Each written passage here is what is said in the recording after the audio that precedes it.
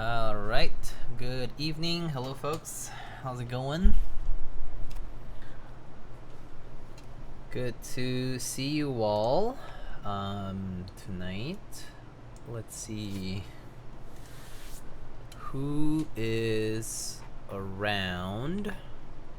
Oh, looks like the ads just kicked in post pre-rolls. Shonas was here but went out to get some vitamin D.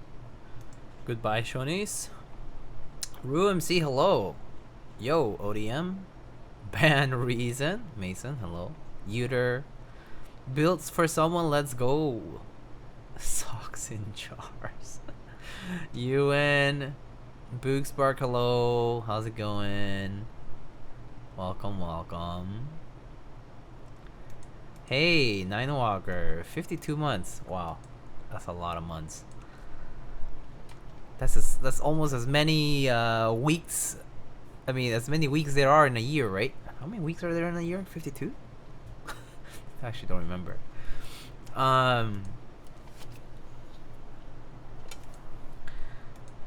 Anyway, how's it going, all?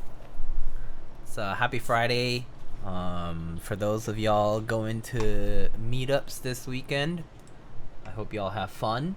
I know that Keep Life is probably the big meetup happening this weekend out in Pasadena.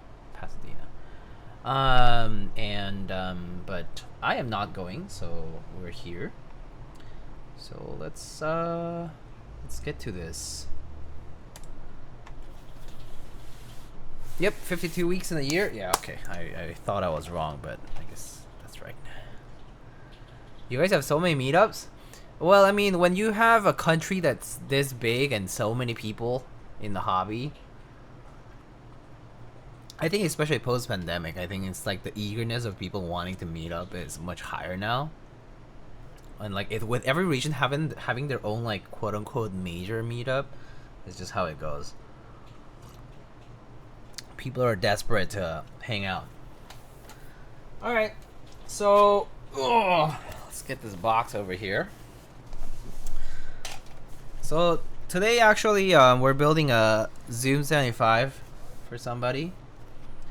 And today actually I was debating whether I was gonna do this build or a different one. But this turned up first, so we get to do this one. But the next build I'm going to do is going to be a fun one. You'll see why when the time comes. This one's going to be pretty good too, though. It's different from the one I think I built for the proto round. I think like different color and some different options. But let's check it out. So get the box out here. Looks like we got some Oil Kings. And we got some keycaps.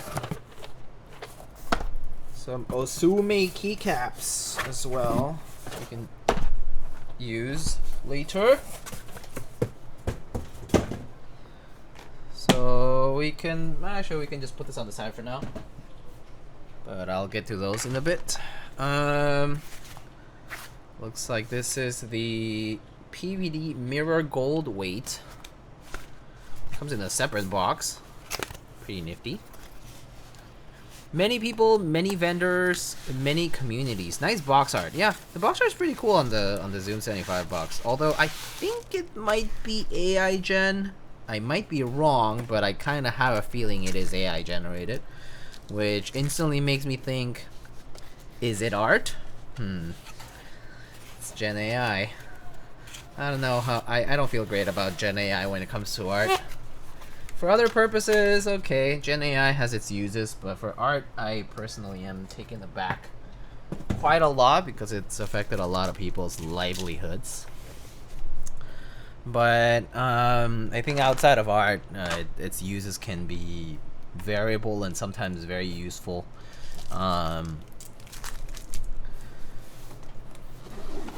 That said, machine learning and AI is actually a field that I'm personally interested in, for like career-wise or work-wise. but I do see the pitfalls of AI as well, especially generative AI for things like art. Okay, we have a build guide, very nice. We have, let's open this up. Oh, I see, this is just a wireless battery. This one is 2. Got some batteries. Got our PCB over here. I see AI Gen art like I see keyboard clones. Oh, that's kind of a, that's actually kind of a interesting viewpoint, yeah.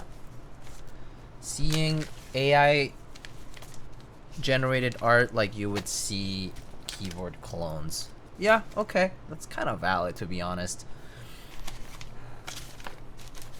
Alright, so I think this is the box of stabs. And looks like today's unit is it beige? Oh yes, it is beige.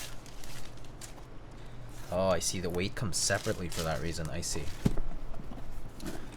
Alright, so we have a E-beige or powder coat beige maybe type of unit. Pretty nice looking. The stabs come in a sealed box, so better open that up.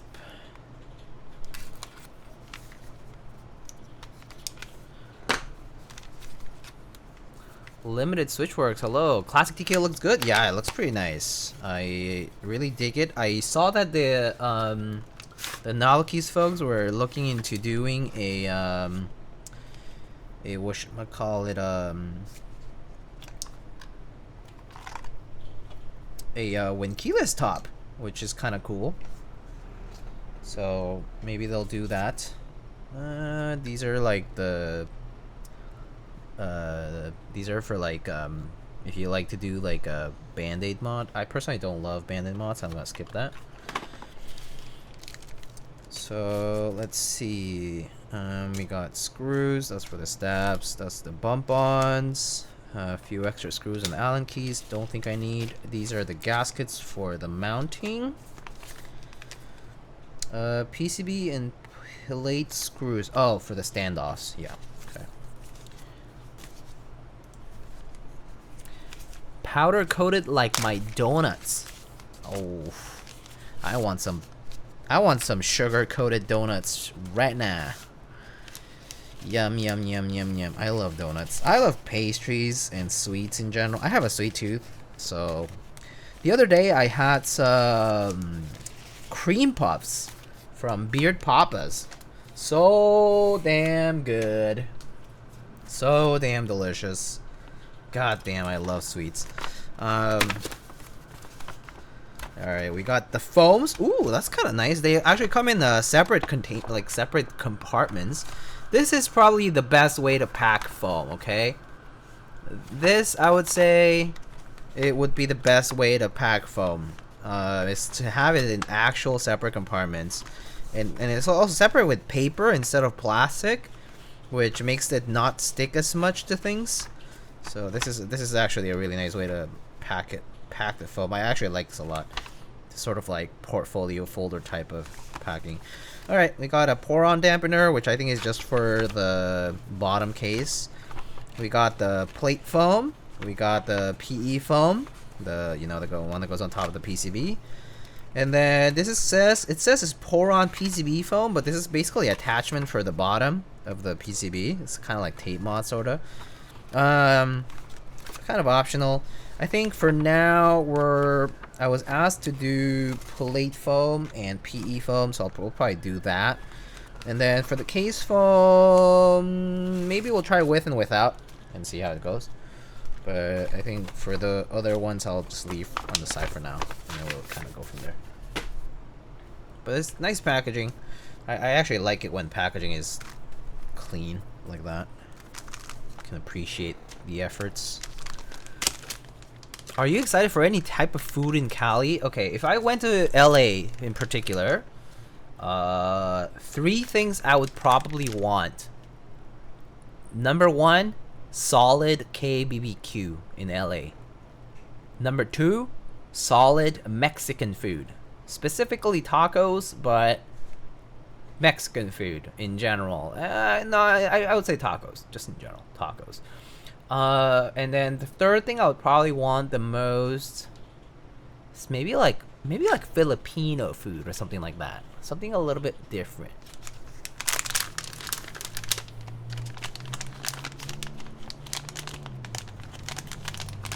Mr. Rienfo, hello, welcome. How are you doing? Mr. MSA, you're up late, or unless you're in a different part of the world, but if you're in the same part of the world I think you're in, then you're up kind of late today. But I assume you are gaming these days a lot. It just started on Natland, but I actually am not caught up with the story quests, and so I just did the Arlecchino quest. So I just finished that, and I'll probably do the Archon quest from before, the one with Dan Sleeve, and then I'll go into Natland stuff. But yeah, I'm just getting started. Pretty slow with that stuff. You just got home? Oh, nice. You're up late. Or were you out hanging around and having drinks? Or what's the news? Alright, so let's see. I can probably go ahead and test the PCB first. I think the PCB should work without the batteries, right? Hey, I hope it does. Okay, let's try doing that.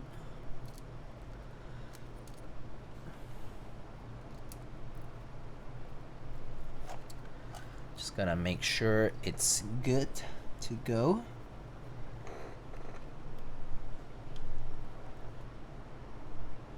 Oh, there it is.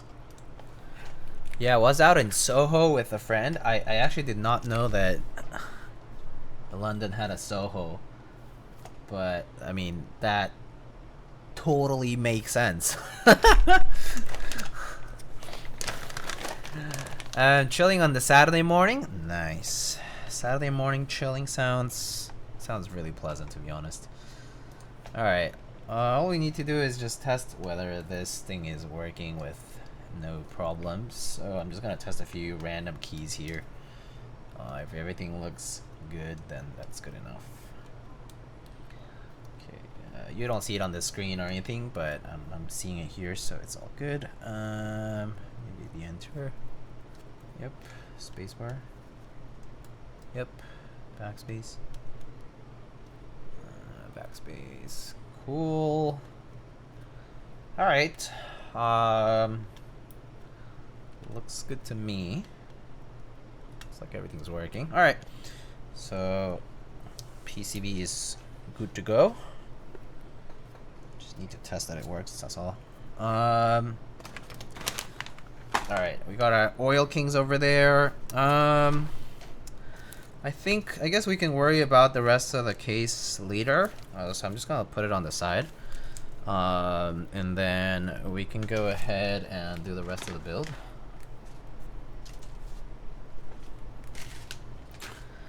Alright, so let's move the classic over here. Put this over here. Actually, I guess I'll just leave this here for now. I'll eventually go in. Same with the batteries. We have a Soho, but no NoHo. Oh, okay, that makes sense. That's fair. Well, yeah, I don't know anything about London. MSA. Not going to Keep Life, gang? Raise your hand. Not going to Keep Life, gang. Well, I mean, of course, if you're international, that makes more sense because it's so expensive. But yeah, Keep Life. Yeah, I would have loved to go, but I actually have other commitments. So yeah, not happening. I am going to be out for a wedding and whatnot this weekend, and so yeah, it's honestly something I don't like about this whole sitch is that Keep Life is being organized on a public holiday. Like federal holiday basically weekend, so it's kind of hard to reserve the time outside just for myself. Like I also have to have my partner in consideration, and yeah, it's just kind of more difficult to do that. All right, so I guess stabs. Let's get started with stabs. Hey, me too, and I live here. Oh yeah? Are you working? Or are you just not into the meetup thing, Nine Walker? You have work? You have stuff going on? What kind of wedding? I mean, it's just one of my partner's friends' weddings. I mean, you know, a normal wedding. Good old normal wedding. I don't know if by what kind you mean, like, is it like an Indian wedding or something where it's like tons of people and crazy party, or whatever it is. Nothing crazy. I thought you were going. I take back my question. Yeah, no, I'm not. Is it because you saw the Discord announcement and you were like, oh, he's totally going to keep live? No, that was my joke. That was the whole point of me saying I'm not going. Oh yeah? Oh, I'm so sorry. Fooled you there. Yeah, no, I'm unfortunately not going. Okay. So, let's see.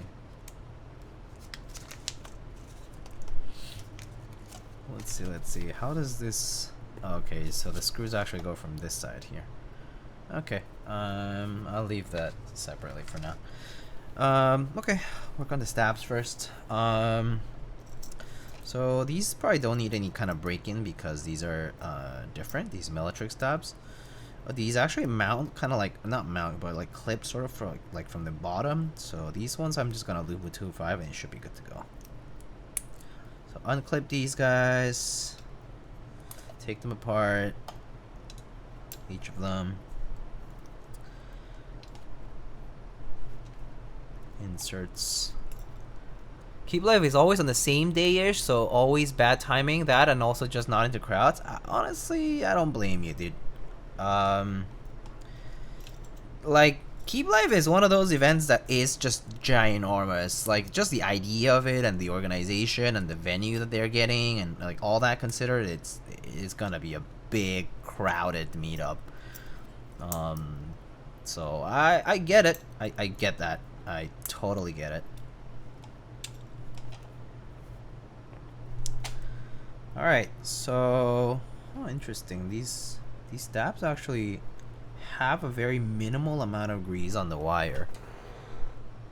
They have some, but yeah, there is a very minimal amount of grease on the wire already. Or maybe it was on the slider and it just rubbed onto the wire. Okay, whatever. I don't think they would perform too well still though, so still probably want to lube these with some 2.5.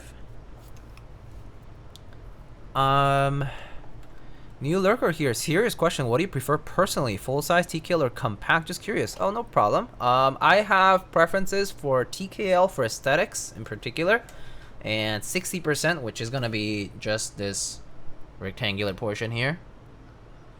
That's the 60% for general use because it's compact on the desk, so it saves desk space, especially like horizontal desk space this way is much more valuable than this way. I mean, actually, well, no, both are valuable, but you save space both ways. But I do prefer 60% for general use. TKLs are the most aesthetically pleasing, like just like this. And then you know, functionality wise, I mean, I do like what TKLs do add, especially like when you're like gaming or something like that. TKLs are pretty nice. Like especially if you're using stuff that does use the F-row. But generally speaking, I think 60% do everything I need them to do without sacrificing much on function. Why have space? Get a bigger desk? Or why save space? Get a bigger desk? I mean, yeah, duh.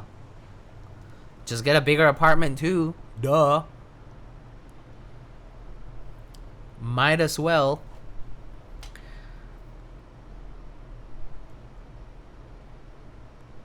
We know him enough to be 100% sure. True. Diego, I went to a Chinese restaurant today and it reminded me of that Asian mall we went to in New York City. Asian mall? Which one? Which one Which one did we go to? Let me remember. Oh, I see. Was it good? This place? This spot you went to today?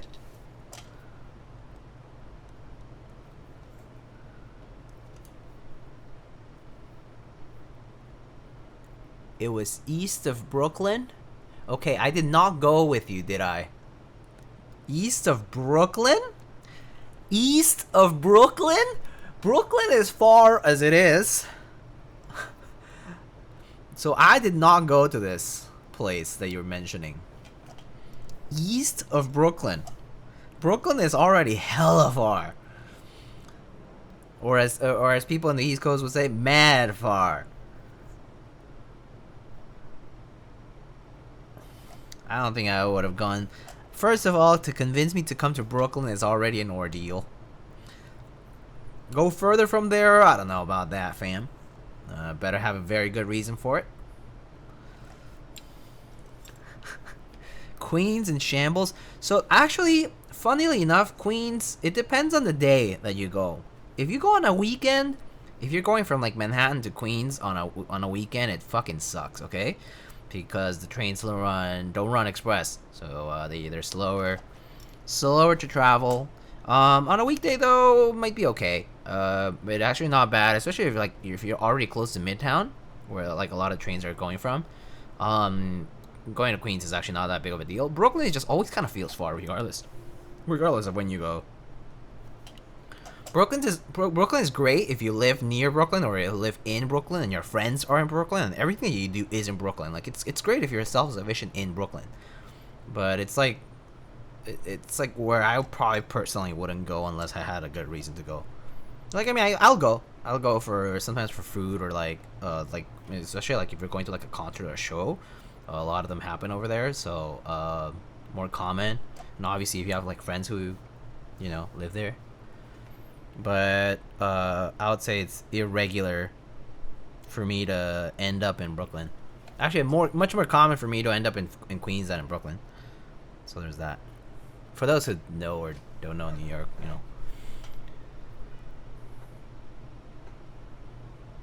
Flushing? Oh, if you were in Flushing, then you probably went with, maybe you went with, like, CBA and,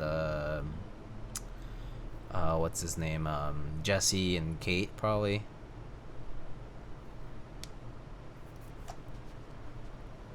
Maybe it was that time I didn't go. Well, I wasn't around, probably.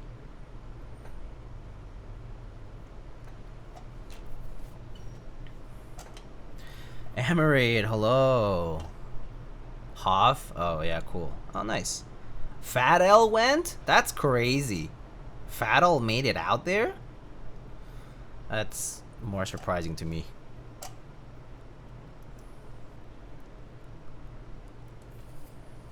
On a weekend, too, I think. Huh. Because he had nothing else to do.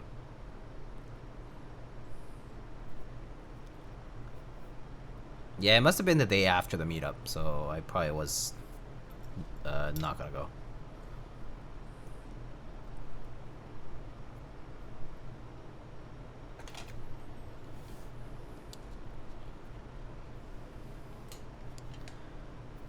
Alright. So, the past few days I've been working on prepping switches and stuff for like a new build-a-thon kind of thing. Man, I just realized that they just take so long. I got these in though. Today I got these in. These are the MX Orange switches from Divinity. I mean Cherry MX, right? Nice orange stem, really pretty. Haven't lubed them, of course. They're still stock. Just got them out of the packaging. You were late to the meetup too? I was on time, fashionably late, but on time. I was reasonably. I was at a Look, what is the right time to go to a meetup? You guys tell me.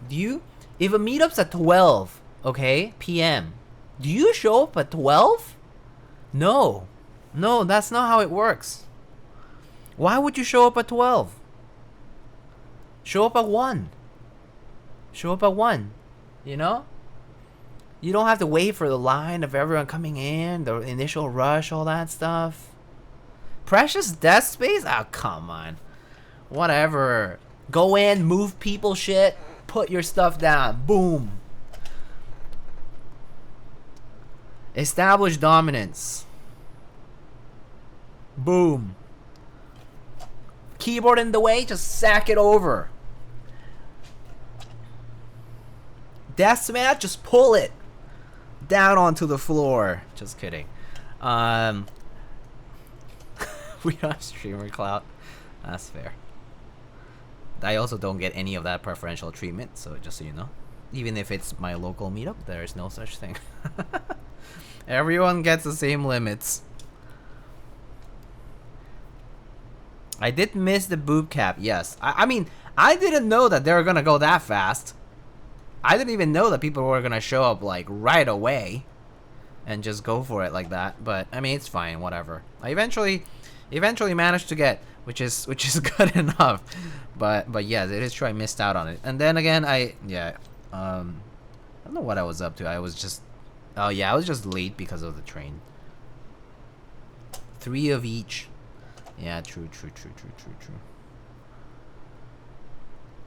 But then again, some people could buy 2, which actually most of them did. That's what I did for my first meetup, but that's because I got lost in the trams. Okay. That's kind of a fair reason, to be quite honest. These don't break your keycaps today? You mean the stabs? No, I don't think so. Oh, you mean the switches? No, these are just recolored, like MX linears.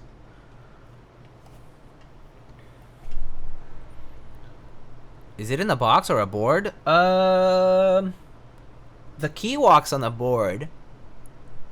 The caps is in a box right now.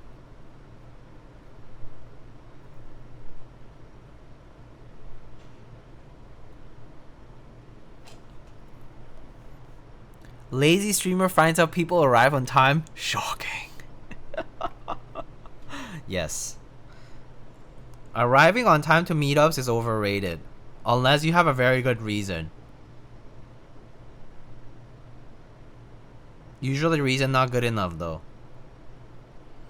Okay, so I think the main reason why I'm personally like whatever about arriving to meetups on time is because the meetup itself becomes a drag after like how many, I don't know. It depends. If it's your first meetup's fun. Great. Time goes by. You enjoy this stuff. You get to see everything. That's all good. But when this is like your 3rd, 4th, 5th, 10th meetup, the first hour is when you see a few things, you check out a few things, or no, maybe the first hour you're like hanging out with people. You like get there, see a few familiar places, start talking to them, hang out for a bit, whatever, and then you're like, okay, I'm gonna walk around a little bit, check out a few boards, check out a few boxes, say hi to other people, whatever it might be, and then you go around, right? You walk around, la la la la la. You kind of get an idea of what's out there. You check out a few things, and then what is there to do? Tell me. What is there to do at a meetup after the first hour? Nothing. You talk with people, hang out, maybe get a drink, food, whatever, maybe the venue allows for it, right? But that's what you do, right?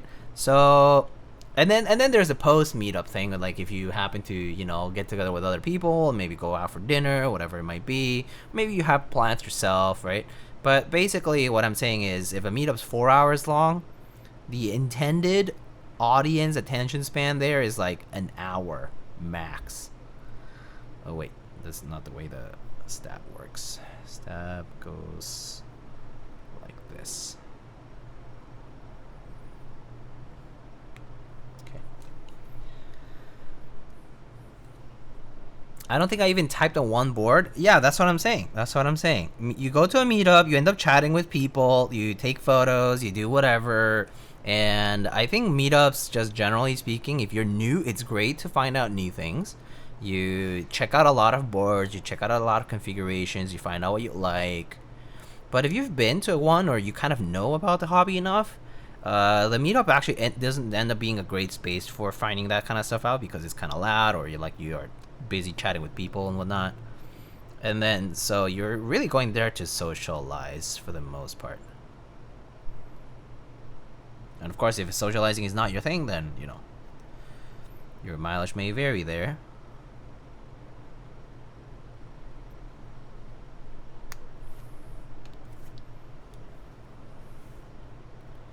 That dinner was so good. Oh yeah, dinner was so good. Yeah, Cafe China, I think we went to, right? Yeah, that was pretty solid. Pretty solid place. It's always very yummy.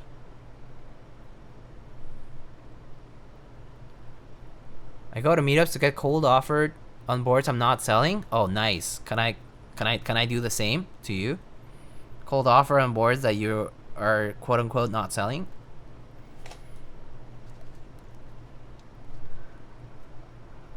Meetup organizer shows up 2 hours late. Well, thankfully I'm not organizing, so that's good.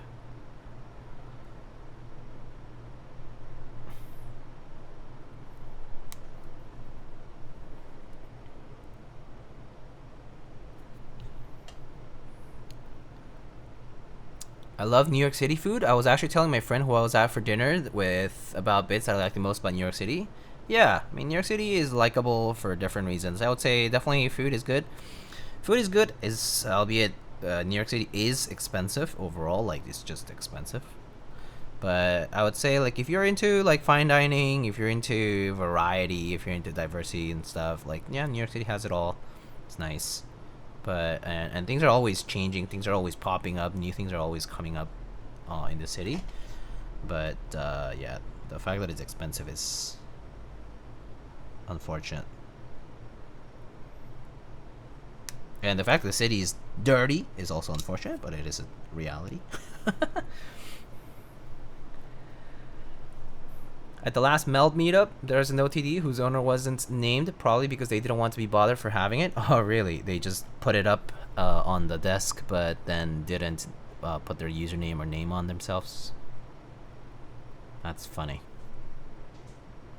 Then again, I feel like it's whatever. I think people maybe care a little too much about it, but yeah.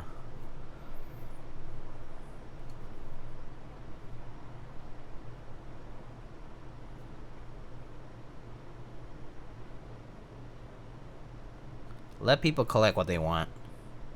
Don't judge them for it. Who cares?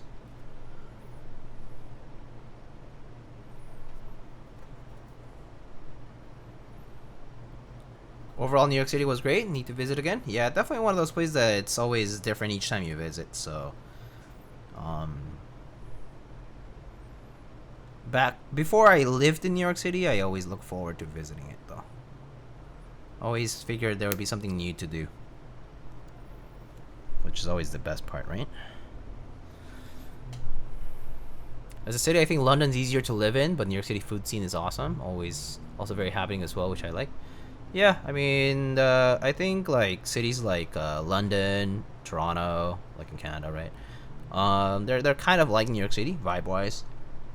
Lots of things going on. You know, it's still a very big, like, fairly large metropolitan area. You know, diverse, all of that. But because at the end of the day they are a little bit smaller, it's a little bit more comfortable as far as like quality of life, I would say. That said, some people really love the hustle and bustle out here. And honestly, after you settle in New York, the hustle and bustle is non-existent. Like, you kind of know where your comfort zones are, so to speak, and you kind of stick to that. Big Macs and onions, hey! Expensive to live in? Yeah, big cities. I mean, that's just the bottom line of any big city, right? Always expensive to live in. Have to think about the cost of living here. That's a key similarity of Toronto and New York. They're different vibe though. Still, Like they still do have like very key differences. Like the thing about like Toronto is like the way their suburbs are structured is completely different from the way they are here. And like downtown too, like the vibe of downtown. That's it. Yeah, still has that metropolitan area feel.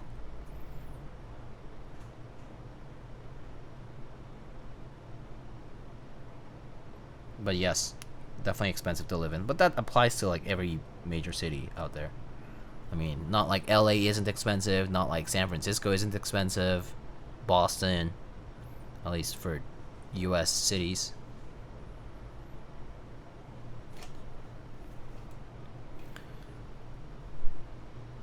It's either Toronto or Vancouver, like the fourth most expensive city to live in now. I wouldn't be surprised. I mean, in Canada, you're pretty much only talking about those two cities alone. Nothing else really counts in Canada, to be honest. At least that's as far as I know.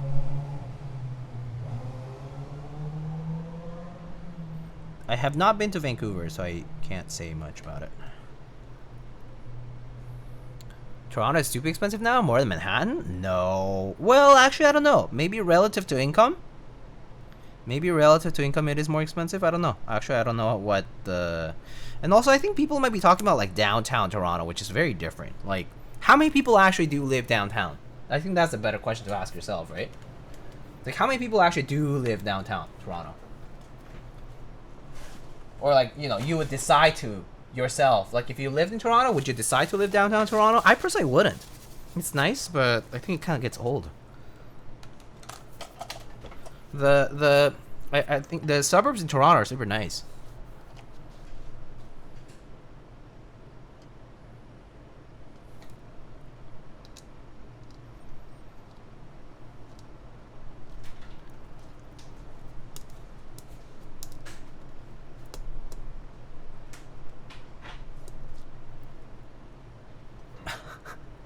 I lost the game. What happened, Sandy? I can give you your points back. Where's the redemption board?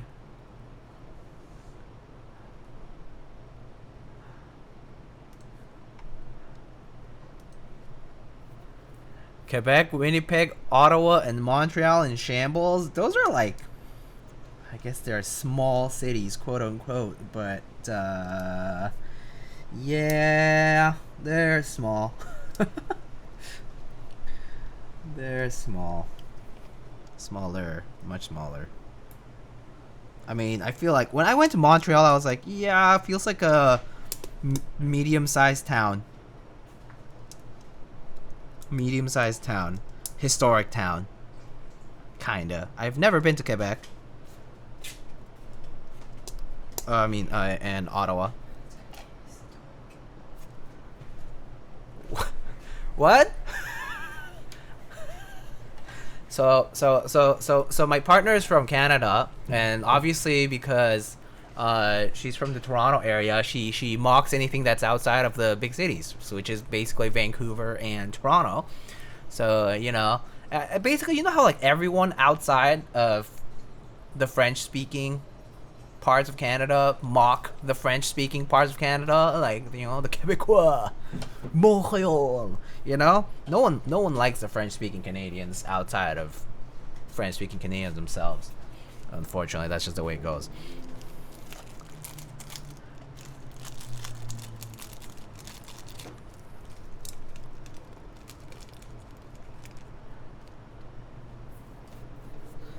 Alright, let's what screws are these? Are these Phillips?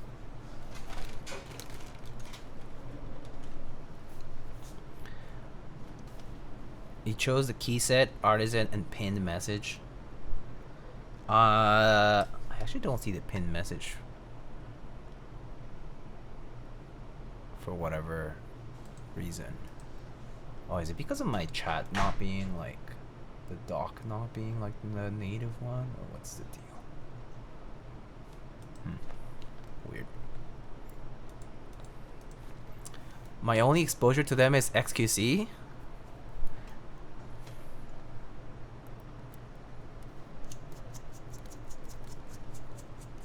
When was pin a message on the starboard added? I saw it on like the Twitch panel thingy, and I was like, okay, whatever. Maybe someone wants to pin a message, so I just like added it. I don't think it means starboard as in like the Discord starboard we have, but you know, I just added it because it just was there, but yeah. Oh, what the? This screw is like awfully close to. Maybe I need a washer for this one. BRB gonna go buff up IRL real quick? Okay. Montreal fell about the same size as Philly. Yeah, that sounds right. Yeah, Philly also smaller city for sure. Vibe wise and all.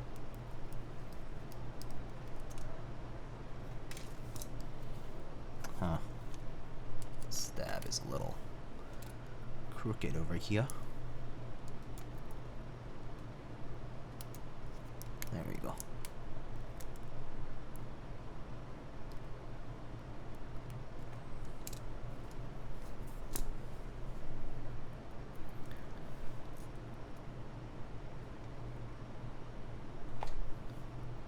Being in Vancouver and Toronto as a tourist, Vancouver was pricier. I do think Vancouver might be pricier, but I actually don't know the exact numbers, so I can't tell you. But I thought Vancouver was pricier. Maybe it's Toronto now, though. I know the whole East Coast West Coast battle always goes on with that stuff when people talk about like cost of living. Like people say that about like SF or like, you know, Bay Area and New York, right? All this goes back and forth on the rankings, not something that you would be proud of, but yeah. Mr. Kupo, hello. How are you? What are you doing on this fine Friday evening?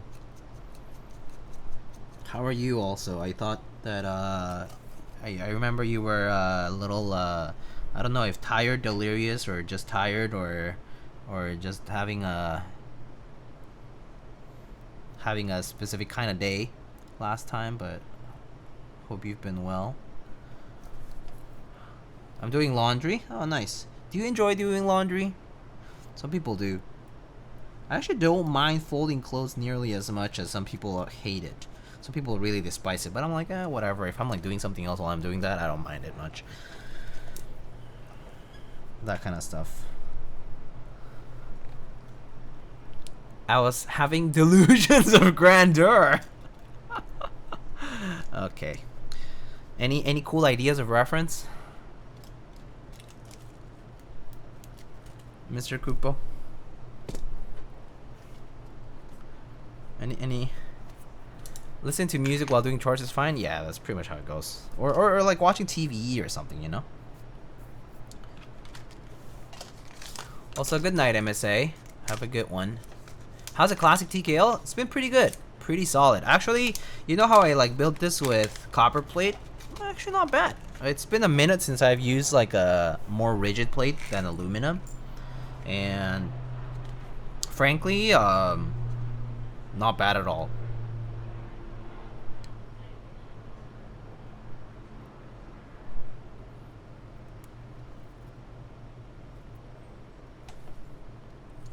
Alright, now we put our standoffs on our plate.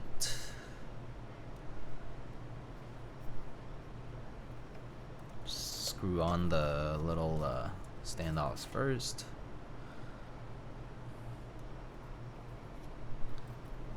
I saw they had a poll for when keyless tops for 25. Yeah. I mean, I think they might do it. I mean, there's been a pretty overwhelming demand, or rather, not say overwhelming demand, but there's been a call for them for sure. I mean, there's definitely people who want the Win keyless. It looks nicer too, so, well, in my opinion. In my humble opinion.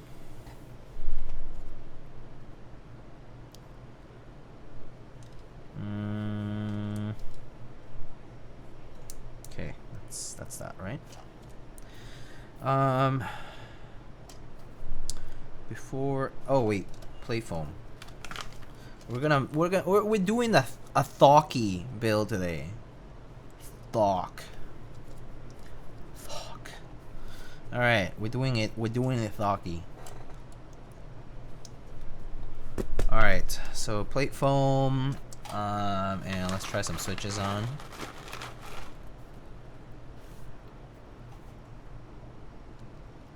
Spectrum acting up? Wait, for real? Am I dropping frames today?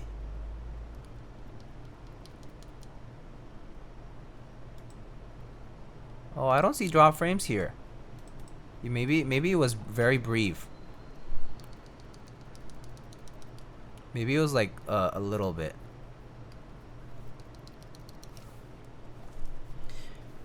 Why more expensive for more material on the blocker? Do you normally do standoffs or just for PC? I personally think for hot swap the standoffs are not like. So, okay, maybe let me put it this way. Do people generally think that standoffs make it particularly stiffer to have them? Because I feel like if you're gonna be doing hot swap, might as well have the standoffs. You know?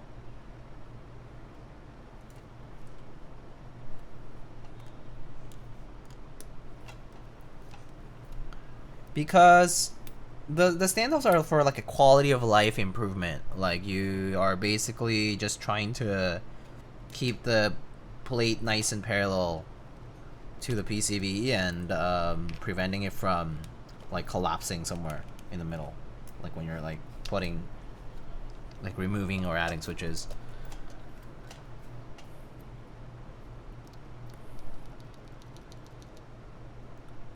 Oh, you don't need them. They're completely optional. They're, simply speaking, a quality of life improvement.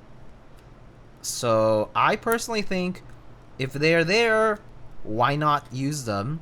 But do you have to? No, you absolutely don't have to. Like, nothing will happen if you don't.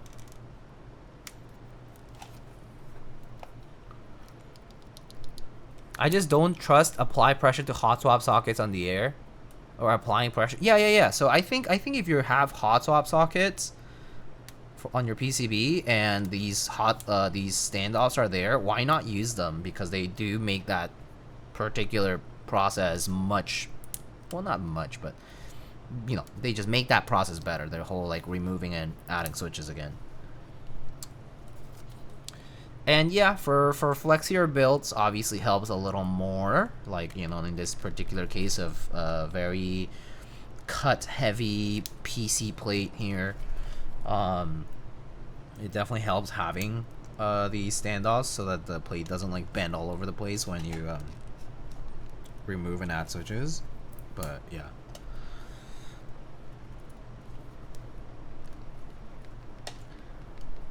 I want to open my Zoom and throw them on. I mean, well, if it's worth the effort for you, sure. Then again, if you're not really switching, like your switches often, like if you're not swapping out your switches often, why bother? I wouldn't.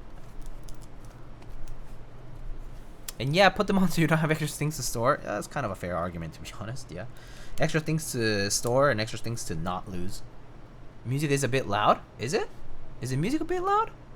Huh. I'll lower it.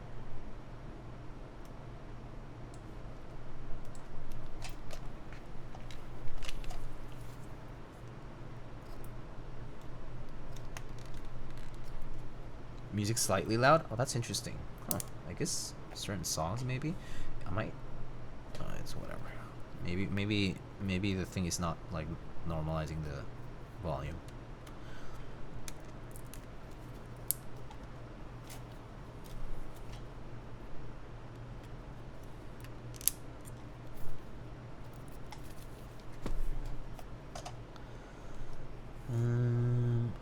Interesting. Does Spotify have like a replay gain type of thing? What is that? Is that like a volume normalization sort of thing? Actually, Mine actually. Oh, I just checked. Mine does have a volume normalizing on. Am I supposed to turn it off?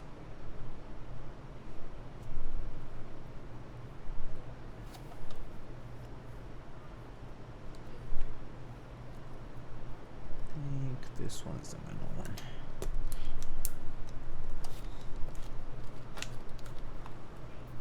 It should be on if you want them all at the same level. That's what I thought.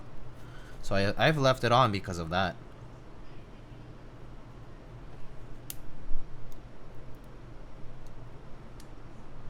Mine's been on the whole time that I've used Spotify, as far as I remember.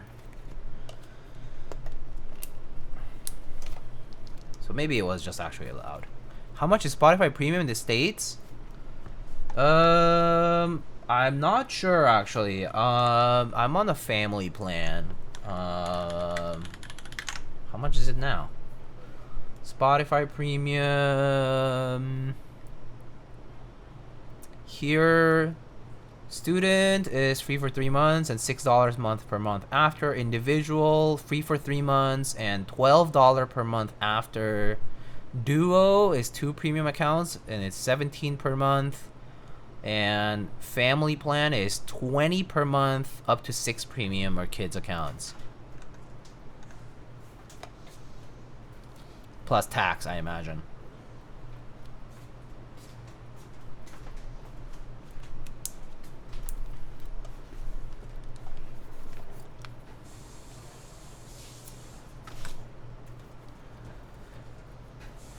Alright, I'm gonna open these Osume keycaps that I was sent with the board, because always worth testing the stabs along with the exact keycaps that they're gonna be using.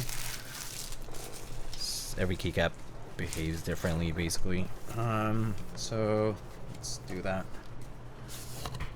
Duo is such a ripoff. I personally think you should just be going for a family plan and splitting it up with people. Really. That's pretty pricey. I think Spotify here is super expensive. I mean, I guess Spotify in general is expensive. So this is Osume Red Panda. Pretty cute. Alright, let's just get the keycaps that I need. So that's gonna be backspace, enter.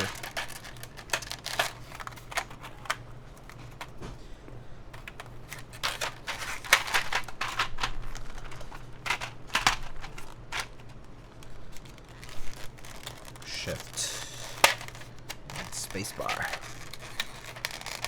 Family plan in Mexico is 200 pesos, basically. It's not bad.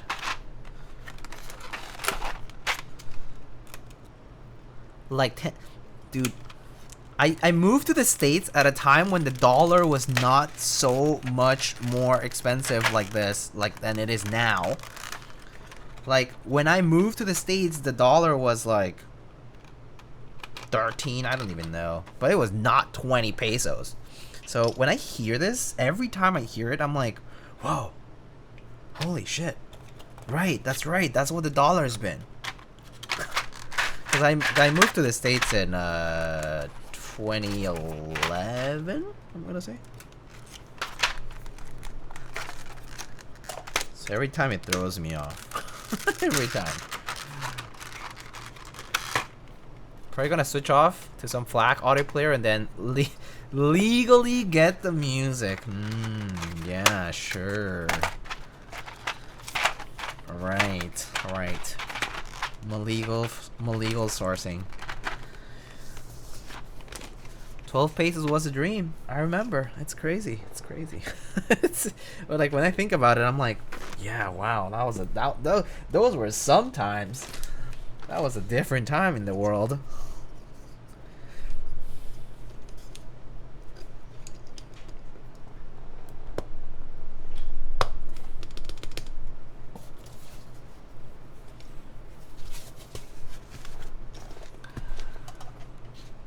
It's gone up so much from before the pandemic's kind of crazy. I mean, everything's gone up so much since before the pandemic, though.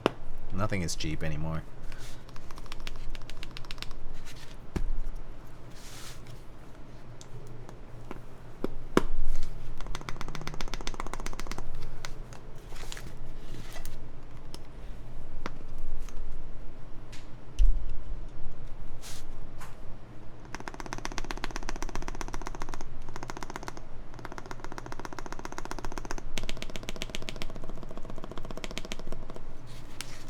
These Osume caps are tight, but looks like they don't bind the stab, so that's good.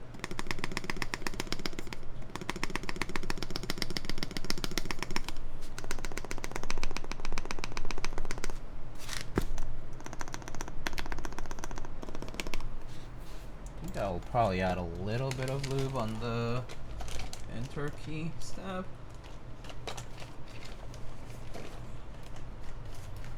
I hear just a teeny bit of ticking on the right side here.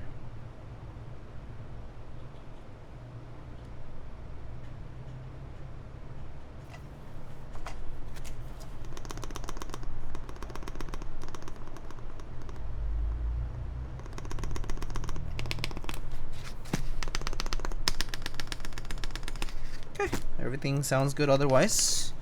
So let's keep moving on. Turkey stab? What the heck is a turkey stab?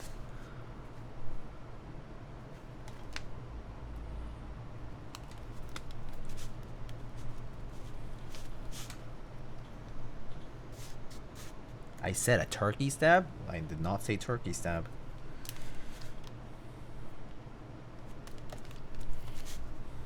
If I did, well, my bad. I have no idea. Spotify Premium was like one of the subscription services that I've been using for a while, so I noticed it more. That's fair.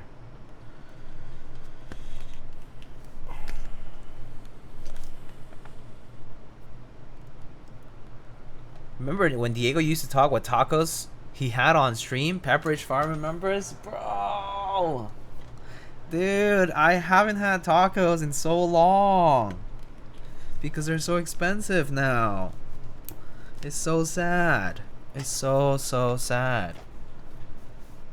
Tacos are yeah, they're like a pipe dream now. I don't have tacos anymore, man. They're so expensive.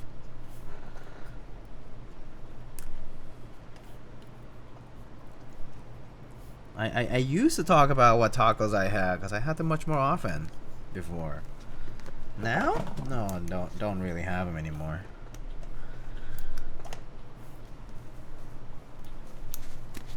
Making sure that these switchers are clipping onto the plate.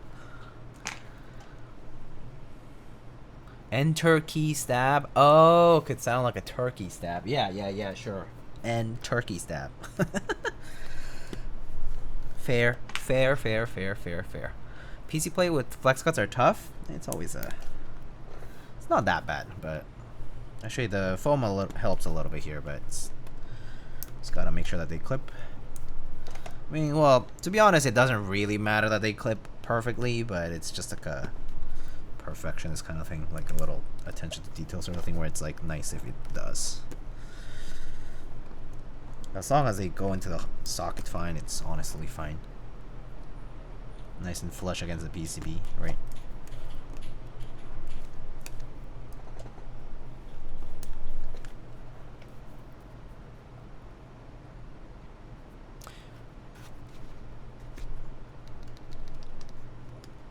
Every time I go back to California, I cry about the taco price while eating them. Yeah.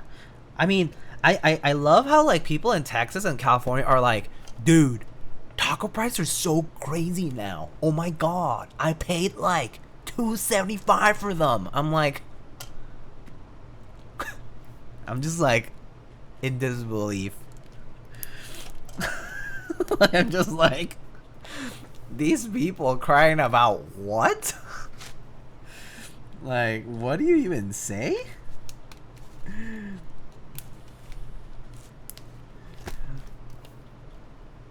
I live in New York. I can't afford to eat authentic tacos. Yeah, man. Even like the ones. I mean, so I live in New York too, right? And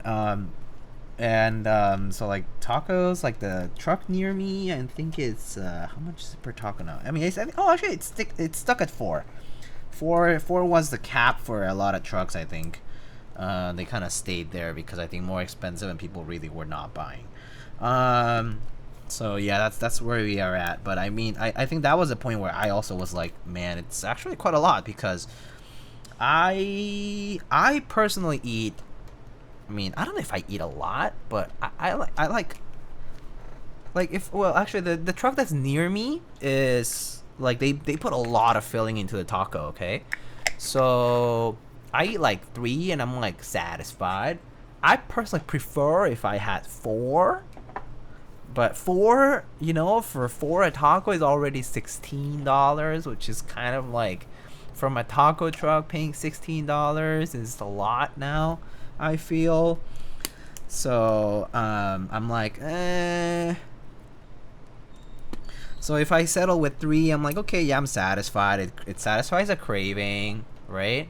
It's good, but it's still over 10, you know? Like, it's like a psychological barrier thing, too. I don't love it. I don't hate it. It's doable. It's manageable. I could have tacos more often, sure, but... yeah, it just kind of feels expensive when I'm getting it from a taco truck. It's like, why am I paying restaurant prices for a taco truck? Kind of thing. It adds up fast, though. And so I'm like, what happens on, like, you know, on the days that I do feel like a little hungrier and I want that extra taco, I can't really afford it, or not afford it, but I just don't feel like having that extra one, so I kind of stop having them often. Yeah. And I make garbage level tacos, but the more garbage, the better they taste, no? You know what I mean? The greasier and the more quote unquote garbage level they might be, the better they might taste, you feel? Gotta add that extra little street dirt and a little air pollution in there, and they'll taste even better. Yeah, I gotta have 4 minimum. Yeah, that's also the thing. Oh. Another thing. With tacos, you want variety, right? You don't just get 4 of the same thing. That shit's boring. Like, I want like 2 al pastor, right? 2 al pastor, like 1 bistec, 1 chorizo, or maybe if they have tripa, that's great. Suadero, that would be great, right? Like, I want some variety, you know? I don't just get 4 of the same. So yeah. That's what kills it. That's what kills the deal, guys, when it comes to tacos. I could crush 4 arrachera. Arrachera? This guy's like... O sea, dame 4 de arrachera, porfa. This is some fancy shit. Arrachera is some fancy shit. Even in Mexico, arrachera is like, oh, o sea, porfa, oye, dame 4 de arrachera. It's like some fresa shit. That's some fancy ass shit. This is like, oh, sorry, like, if I don't have like USD Prime, like ribeye, perfectly cooked, blah blah blah. If they didn't like leave it resting for like a certain number of minutes, then I'm never gonna have it. Come on. Arrachera's like $3? No way. I'm not. Are you sure you're being fed arrachera, or it's like arrachera de perro? I was just kidding. Anyway, but like, are you sure? $3 for arrachera? I don't know. I find it hard to believe.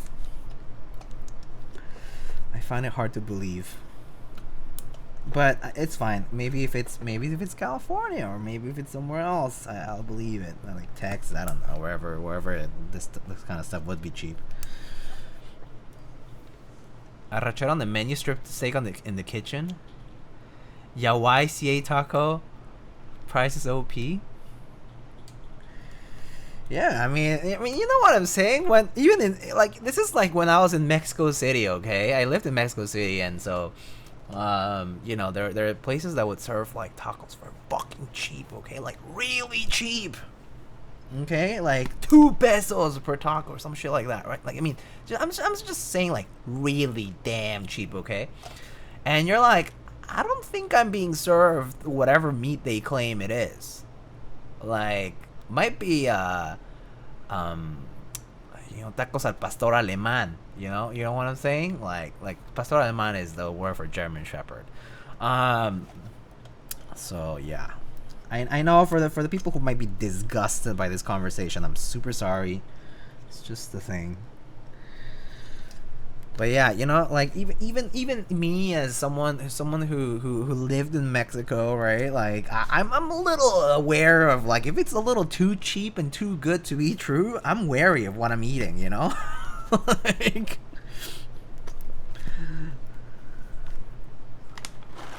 but they taste good, didn't it? Oh, I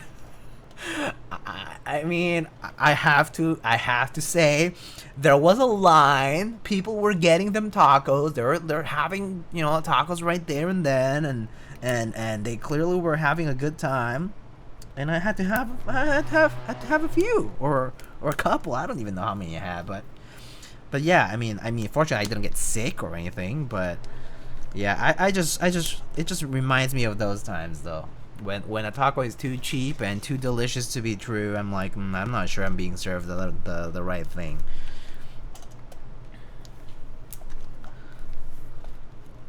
Tacos. Oh man, I'm extra disgusted because no meat for me. Okay, I'm so sorry. I know there's going to be folks who simply don't eat meat, and so it is a disgusting conversation to have. I know. I totally get it, because I had my time. There was a time I also didn't eat meat. I do now again, but there actually was a time I didn't eat meat. So I respect it, whether ethical or otherwise reasons.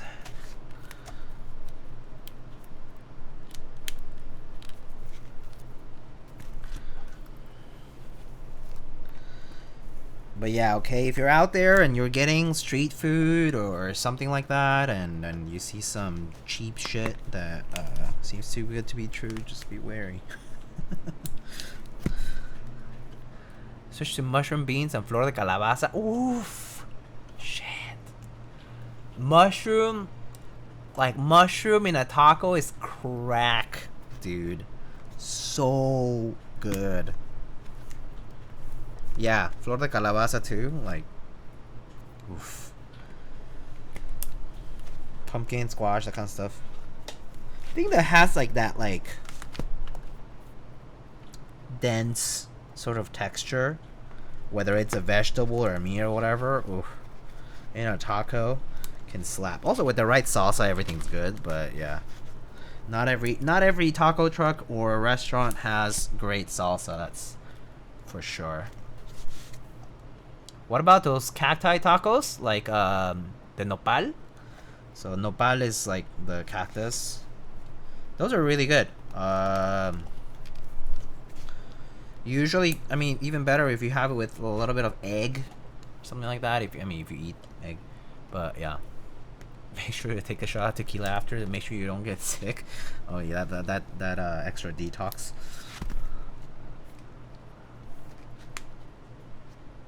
When you get into specific meats, it makes me a bit uncomfortable. Okay, that's fair. Fresa Mason will continue in the landing court. Come on. I know what you eat when you visit New York, Mason. I know what you eat. You can't deny your true self. You know? True Mason comes to light when you visit New York, and I know it. It's only when I travel. Okay, buddy. Treat yourself. It's okay. It's all good. It's all good. Treat yourself. Treat yourself. Although they're not quesadillas, I do love what they call quesadillas de flor de calabaza. Sheesh. Oh yeah. Quesadillas sin queso. Oh man, that's just a taco, man. Yeah, well, of course. Good old Chilangolandia having with their quesadillas without cheese. Funnily enough, obviously quesadilla includes the word queso, which obviously means you should have cheese, but apparently not in the capital of Mexico, the country. They serve quote unquote quesadillas without cheese, and I'm like, well, that's not a quesadilla anymore, is it? But they're like, it is still a quesadilla. That's how we define it. I'm like, when I moved to Mexico City after living in a different city for a long time, I lived in León, Guanajuato for a long time. I had a few culture shocks coming back to Mexico City, but it was pretty funny. I've been eating only rice, spinach, and teriyaki chicken for the last 5. What? What are you? Why must you subject yourself to such things, Mason? Okay, rice, spinach, good, but the teriyaki chicken, what's that about? I don't know why you would do that to yourself.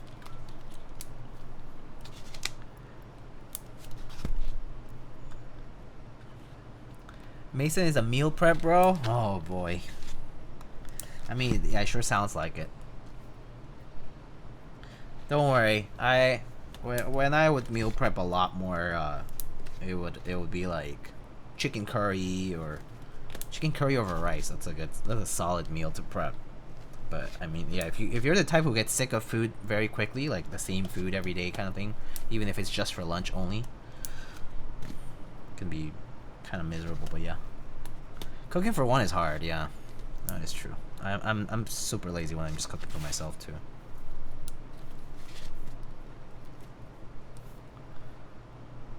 Yeah, make enough food for a week because eating out is expensive. Yeah, it's actually kind of crazy how expensive it is to eat out now. Like, I mean, I say that as, you know, even here is just, it's just so expensive.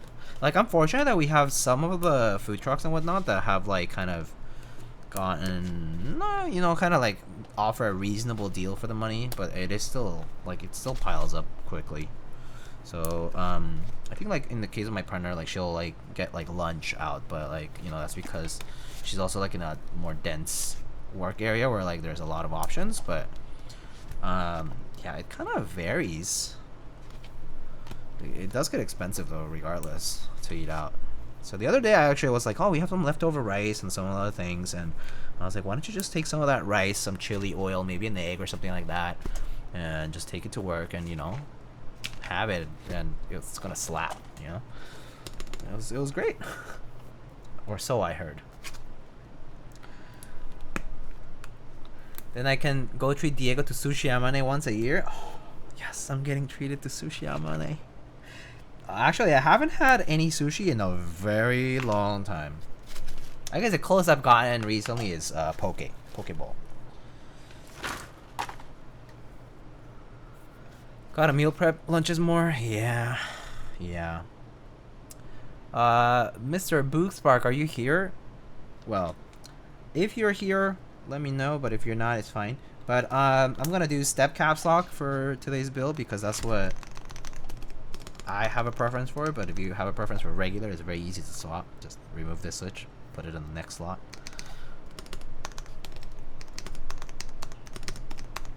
Alright, cool. That's pretty much... Oh, I forgot a screw for the stab.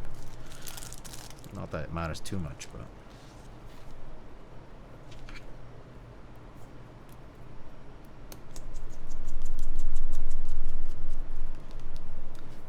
And, oh, actually those standoff screws too, although those are pretty easy to put on here.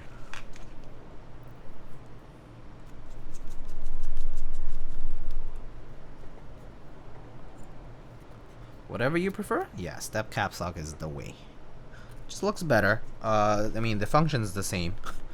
So, doesn't really matter. It's actually a visual preference. Actually, some people think it's have a functional difference to it because they can't like get used to pressing step caps lock because it's a little bit further to the outer part. Like, you know, this part. But it's not that big of a difference. Alright, that's done. Alright, let's put it together. So let's go now back to the case. So gotta get this weight out of the way. Let's get this out of the way. Alright.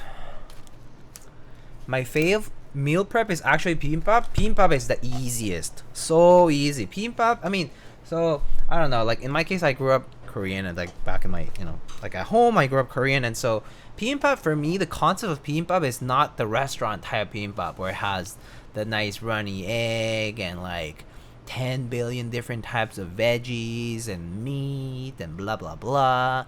Now, for me, bibimbap is literally rice, 1 tablespoon of soy sauce, 1 tablespoon of sesame oil, a bit of gochujang if you have it, and then whatever you have, whatever, you know, egg, veggies, meat, whatever, just toss it in. Just toss it in. Everything you have, anything you have, just toss it in, man, and just mix it. That's it. That's it. That's bibimbap. Like, doesn't need to be complex. Doesn't need to be all fancy schmancy. You're just wasting your time. You know, if you, what you have is 2 ingredients, that's fine. Rice, kimchi, an egg, and like seasoning. If that's all you got, fine. That's good enough. It's gonna taste good. Either way, it's gonna taste good. That's the magic of bibimbap. It tastes good no matter how you do it. That's the real magic of bibimbap. It's simple, but just tastes so good. Okay, those are the gaskets for that. Let's see, dongle, the leftover stabs. Where did I just put those? Oh, here. The sesame oil and the gochujang carries. Oh yeah, for sure, for sure. I like regular caps when the legend is controlled for HKB. Feel is cleaner. Okay, that's actually fair. I do still use step caps because I prefer it, but that's actually a pretty fair like argument to make. Do we go for the clear one or do we go for the black one? This black, it won't be visible, so I think I'm gonna go for the lighter one. But anyway, that's for later. Let's open the case up.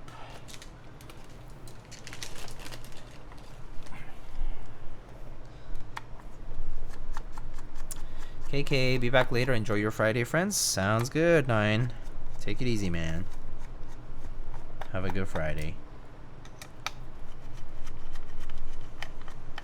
Love those types of meals where it's super easy to prep. Yeah, I mean, at the end of the day, I think meal prep is the art of figuring out what is easy for you. Specifically, some people just cook more of a specific thing, and I think when it comes to doing meal prep, you end up figuring out what it is that you end up having more of in the fridge at a given point in time, and what can you make out of it. That's kind of like a key thing about meal prep. And once you sort of like figure out what's kind of like effective for that particular stuff, it becomes so much easier to just do it routinely.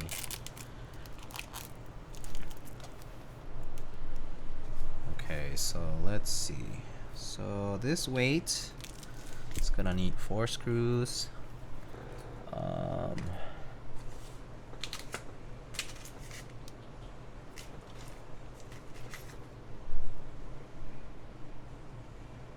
Okay, I see some extra screws on there.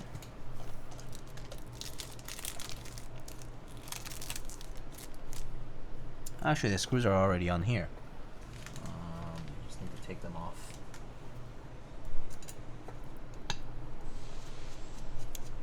Diego, what's your main favorite keyboard that you use? Ooh, that's honestly kind of a difficult question because I do circulate them, like I do swap them out a lot. But I mean, I have a few favorites for sure. I've mentioned them before. I like the ones I think I use the most are probably gonna be my HKB if I'm doing any topre. If it's not topre, if it's MX only, then I'm frequently gonna be using my like for a TKL. I'm these days I would say I still use my Jane V2 quite a lot. And then I'm gonna be using my 356 mini, my Rogue for 60% a lot. I still actually do take out the thermal for a ride pretty often. And what else? the Juby, which has an XT, it's like a 60% with an XT column. I use fairly often. These days I have been swapping more often though, so kind of varies.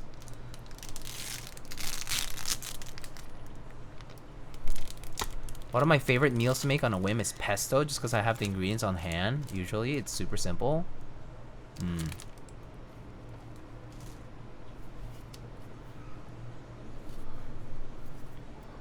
I'm gonna grab that for a second again. What about favorite keyboard color? I would say, personally, I would say silver is the more versatile color for me. I actually prefer silver over black. Silver or gray, I think, personally prefer them over black.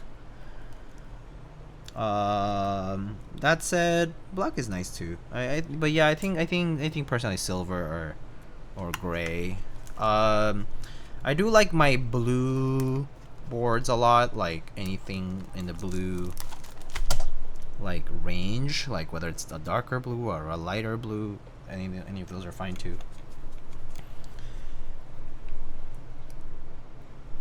But yeah, I think if I had a choice between silver, gray, and black, I do prefer gray or silver.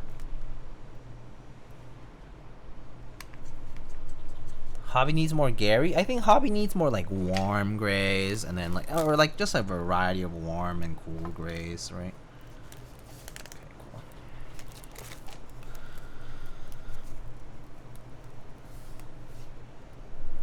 All right, so weight is on. Okay, next is gonna be, gotta put these batteries. So batteries go on this side here.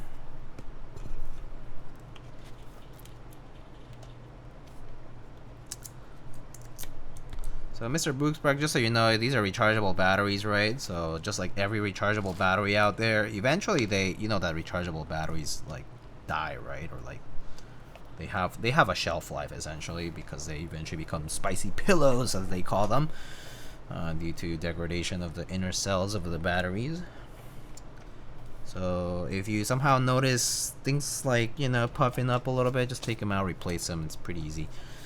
But I mean, there's probably gonna be a while until that happens, although some lower quality batteries sometimes do that sooner than later. But yeah, just FYI. Okay. Let's put gaskets on now, I assume. So let's see. If I recall correctly, there's like different sizes of these gaskets. Long ones are for the top and bottom, and short ones are for the sides.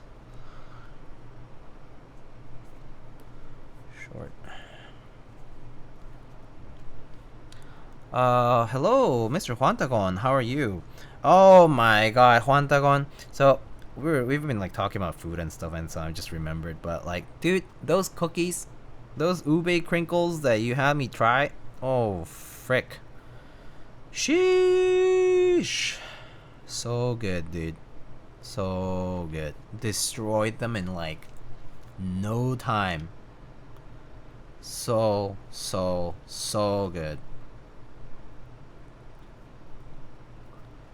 Neon colors too. I don't know how feasible that is with Anno and Cerakote. I mean, you've seen those like I mean, there's like, I mean, if you just like Google image or like AliExpress or whatever, like those like Anno sample blocks, there's like a lot of like those like teal, orange, green, like there's a lot of that kind of Anno stuff out there that's used for like random other parts, but like for some reason we don't see that often in keyboards.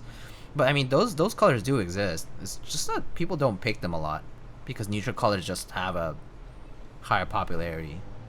But those options are out there. It's just that we don't use them much. Here to see what new Artisans Diego has that side. I haven't switched them up often. I actually, so it's funny, Ivan. Like for a while I used to like swap them out more regularly, but I kind of grew out of the habit of doing it just because I got lazy. That said, I was mostly because, I mean, I honestly, to put the excuse, I also was just like busy with other shit and I just never thought about it again, but maybe I should be doing that more. Kind of more fun. Alright, put put these gaskets on. Let's see, side ones. Just going like that. I don't pop in often enough. Cringe. That's fine, dude. Honestly, I don't blame you. I mean, I don't watch other people's streams often, so it's not like... Yeah. I don't blame you. Also, you're busy. You're a busy family man. So, it do be like that. Huh? Okay. I will check that build manual just in case, though. Just in case I'm missing anything in particular. Oh, build guide here.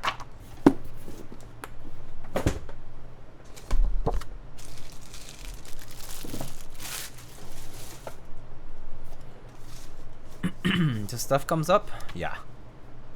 Love you though, man. Think about October? The ranch? Oh. I remember when people started talking about it, and then I kind of phased out of it, and then, but no, not at the time. I think October is a little soon for me. Honestly, I really need a job. That's really what it is. So yeah, I think until that's kind of settled, I don't really want to commit to anything big. Let's see, backplate. Internal weights, don't have that. Mass-produced units include tape. You can stick the tape under the two batteries. Oh, this must be this then. Ah, look at that. How nice. Okay. We got some tape. How did they do this? Did they actually just tuck the cable like that?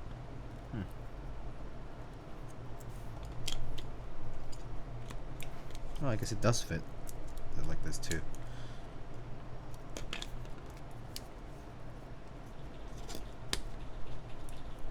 Like that. That way the cable is not that long. Alright, cool.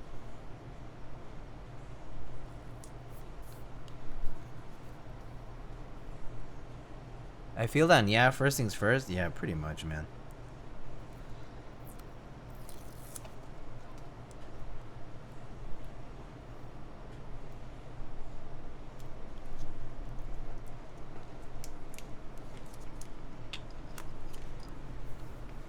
Hello, Epsilon. How are you doing?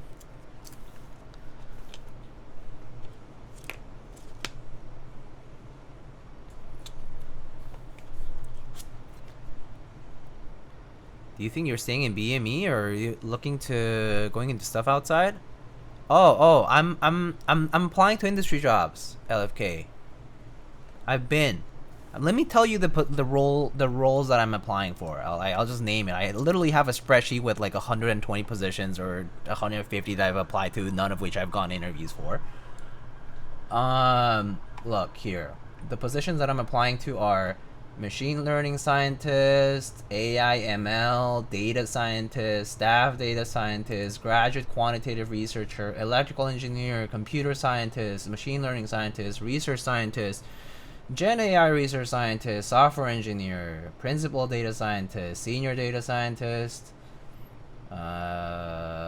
full stack engineer, what's different? Applied engineer, research scientist, data engineer, data analyst, data scientist, OR AI engineer, algorithms engineer, drug discovery engineer, computer vision engineer, compiler engineer, front-end engineer, back-end engineer, software engineer with developer experience, bioinformatics scientist, signal processing, junior machine learning engineer. I could keep going. Equity research, biotechnology engineer. Where are we applying? Everywhere. Everywhere. Big tech, startups, small tech, banks, finance, you name it. Government, I don't care. everywhere. Just rough market. No one wants a fresh PhD these days, I think. That's pretty much what it is. Tell us where you apply so we can apply as well, but we crap your resume so... No, I think the problem is that I'm like competing against people who have a lot of experience. Like I'm like looking at these listings and they're like, yeah, you can have a bachelor's with 8 years of experience or a PhD with 3 years of experience, but we also expect you to have experience with LLMs, blah blah blah blah blah blah blah blah blah blah blah blah blah blah. And I'm like, okay, I'm applying anyway though, so it doesn't matter. Okay, cool. I think that's it, right? Okay, I just need to make sure that I put my little ribbon cable here. I can use AI to apply for me. I mean, you can use AI, I guess. I personally am an advocate of writing my own letters and writing my own things, you know. But I mean, you can use it as a tool to proofread, edit, that kind of stuff. People do that a lot. I've heard of people do like cover letters, that kind of stuff, using AI.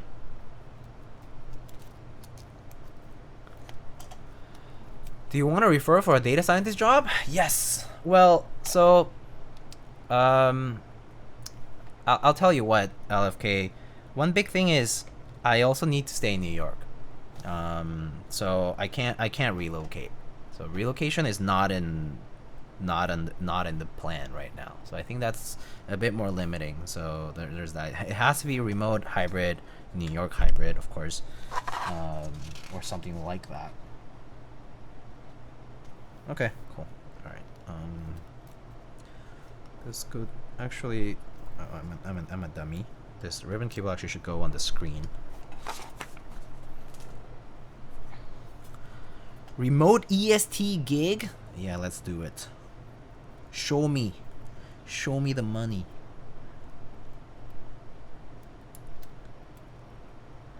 I think my biggest fear is, frankly, I'm not a CS major, so the last time I'll tell you, I took data structures in 2013, I think, 14, and then I took advanced programming in like 2015. So it's been like 10 years since I've touched like basic CS. So like a technical interview, like a la Fang type of thing, with like very lead codey, like technical interview stuff would destroy me. Okay, I would get wrecked because it's not like stuff I would do every day since then. So I need to brush up on like everything. Everything like that, rather. What the? This ribbon cable is like so flimsy. Okay, there we go. Ah, damn it. My interview was mostly ML theory in terms of technical stuff. Oh, okay, I'm okay with that. I'm cool with that. I'm good with that. Well, sorta. I do need to review whatever, but when it comes to theory, you always just want to double check everything. But yeah, I'll be down. Oh, come on, ribbon cable, stop being so stubborn.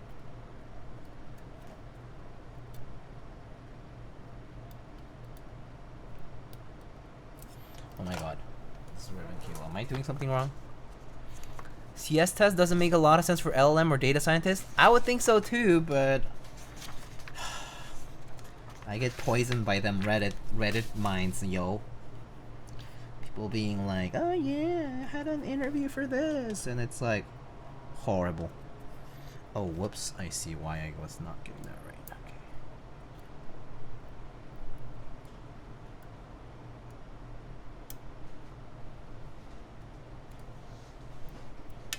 Alright, sweet. Cables in. Also, evening, Zekeology, hello. How are you? Okay. So, let's do no foam for the internal. Well, actually, where's that case phone? There's a thin one I think I saw. There's a thin case phone over here. That might be fine for the weight cover. This is for the battery cover area. Yeah, this is fine.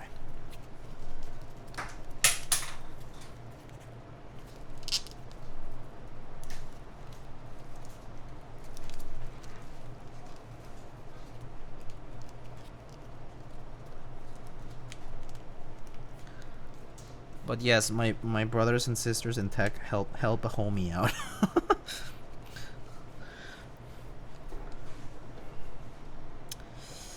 Okay, let's see. Plus.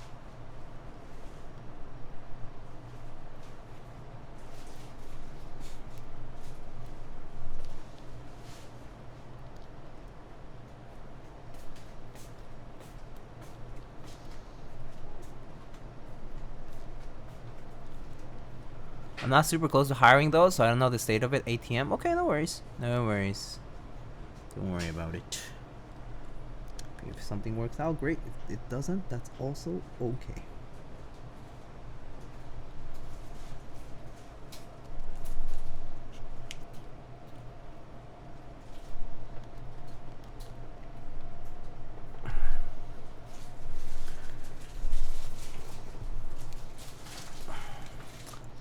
Y'all are too kind. I remember reading about this, that apparently it's so hard getting a job at certain place positions because they're just using AI to do applications and jobs are getting spammed so hard with applications. That is true. This is definitely true. Yeah. There's a lot of listings that I find in the morning of a like, you know, this past week, let's say. I would wake up and, you know, go on, like, you know, whether it's like Indeed, LinkedIn, whatever, you know, job boards, things like that. And then they'll, you know, sometimes they have to post the listing time, you know, and like listing time was like maybe 5 minutes before I actually opened that page. Within like 20 minutes, maybe 100 apps, something like that. So yeah, they do get spammed very fast.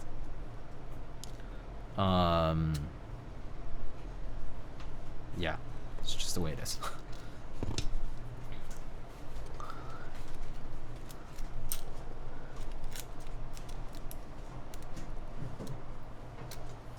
Okay, let's see.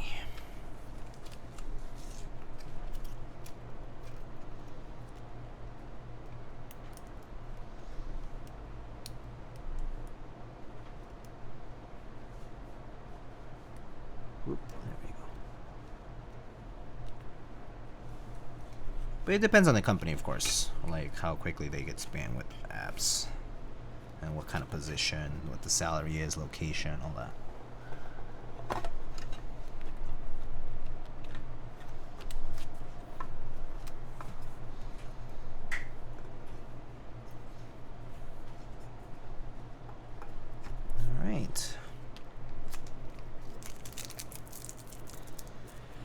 I'm currently interviewing people for a front-end position, sadly, so I cannot help for something more data-oriented. No worries.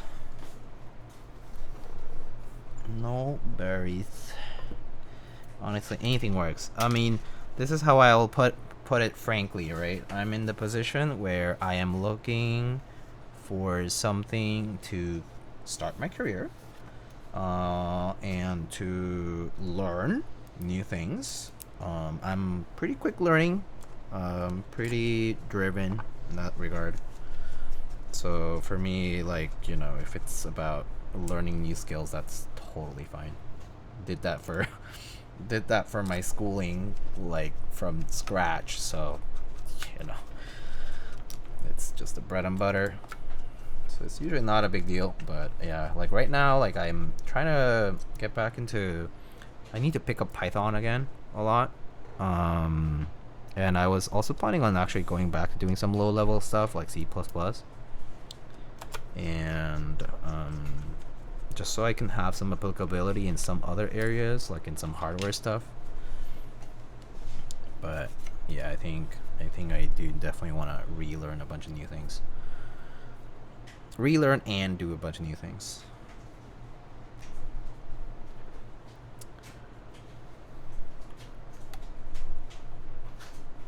Anyone hiring MDM engineers? Don't know actually.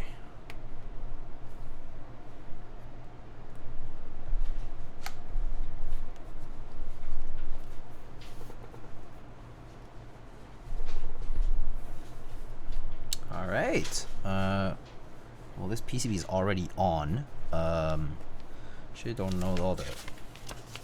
Oh, it's on Bluetooth mode. That's why. How do I switch it? What are the controls for this?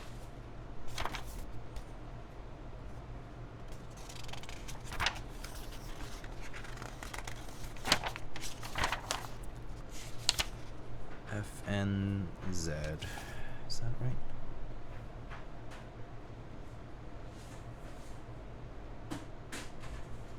Wait, that's just Bluetooth mode though, right?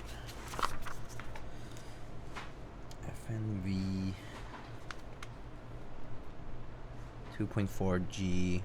That's for the dongle. And I guess if I just plug it in, it'll switch back to wired. Let's try that.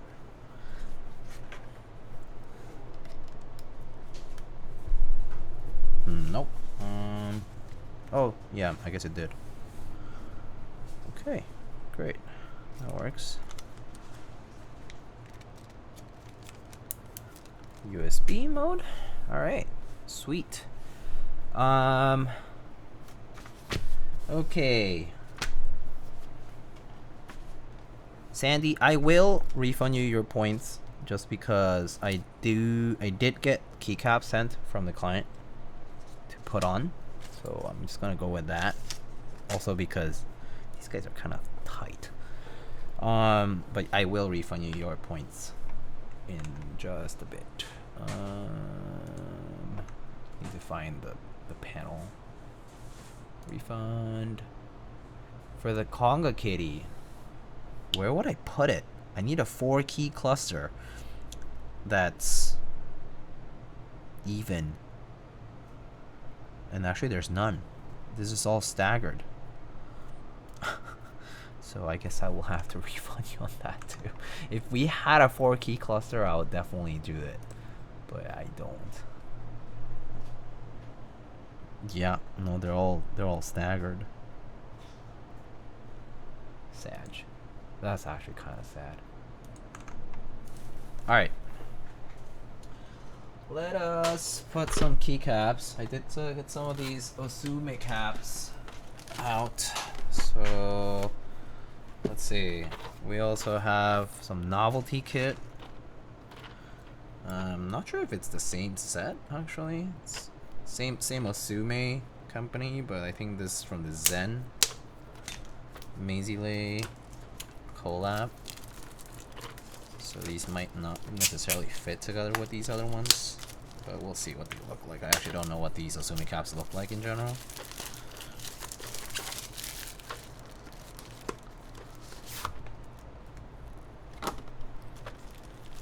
Rip Conga? Yeah, rip. It is right here though. I do have it right here. Oh, okay, these are fine. Although, yeah, the profile on these is a little different. It's not like cherry profile per se. Let's put the rest first, and maybe I can consider that for like a novelty here or there.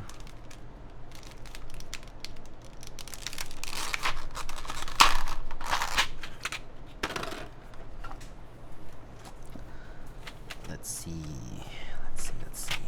So I'll unplug this for now.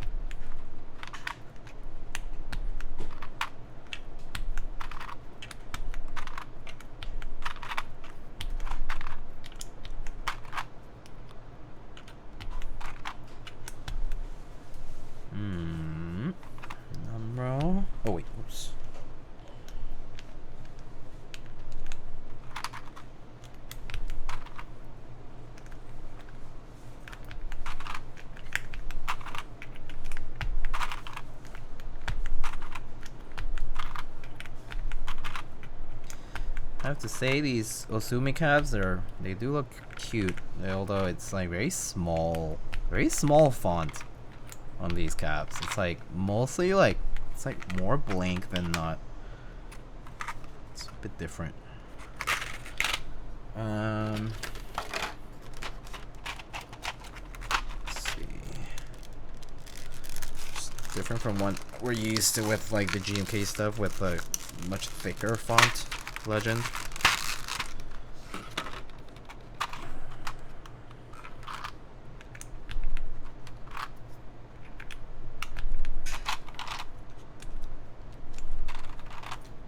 Are Osume keycaps good? They're pretty solid. I mean, they're PVT dye subs. I think these remind me of the shampoo ones, like the sort of like the what is that? The 21 kb type of caps. They're PVT dye subs. They're fine. I mean, they're cherry profile. Generally speaking, I've seen them on a bunch of boards like at meetups, and they look fine. It's just a different style, kind of more like on the cutesy kind of style, because they have like a much, these like small thin legends, so it kind of is like whether or not you like the look is what matters here. So yeah, but yeah, I think as keycaps themselves though, like the dye sub quality honestly seems totally fine, and people seem to like them. So the packaging is pretty clean too. Like as you can see, it comes in this nice box with like individual plastic trays per row, and they're all like labeled and everything. So it's nice.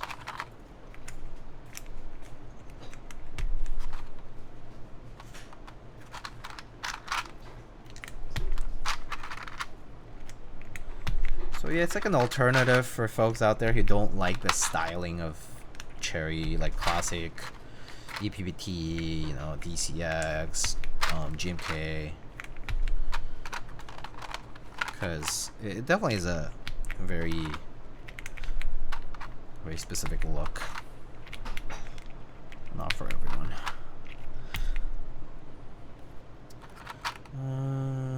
Don't think I need anything there.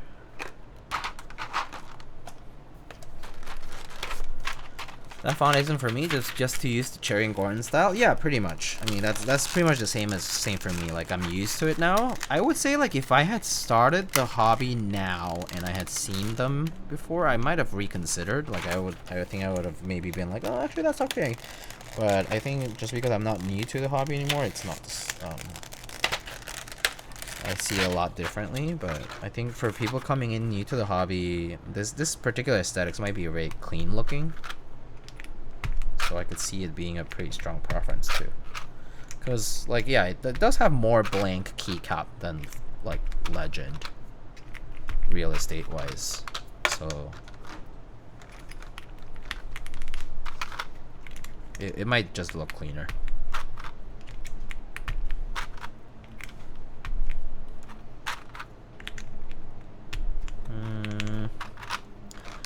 Arrow keys. Their marshmallow profile is cute. Centered legends. Yeah, so this one is actually marshmallow legend. Marshmallow profile. This is just like a separate novelty kit. It's kind of more like SA uniform profile, or actually more like kind of like, it reminds me a lot of XDA, but a little higher than XDA. Pretty cute though, generally speaking.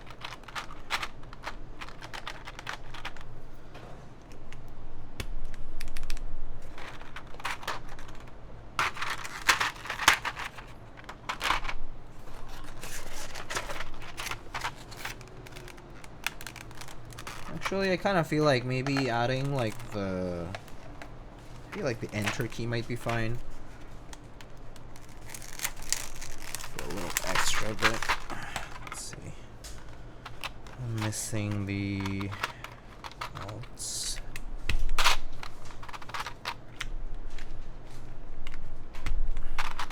Control.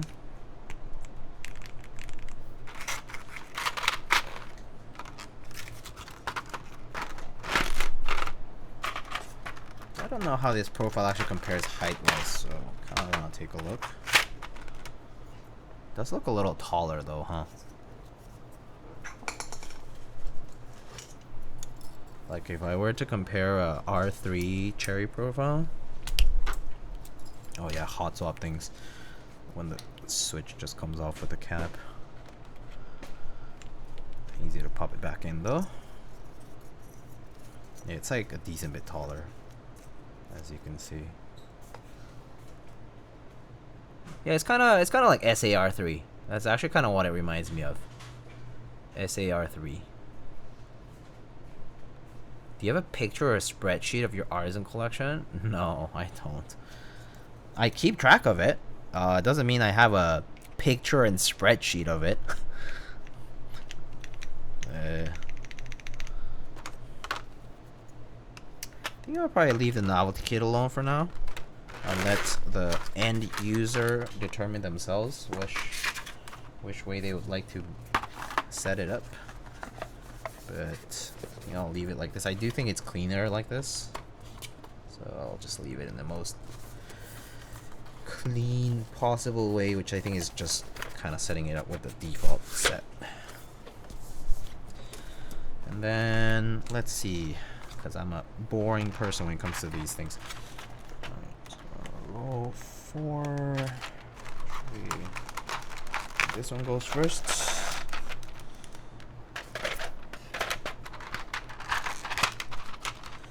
You can put some artisans here on the right and left for my own collection for now, just for fun.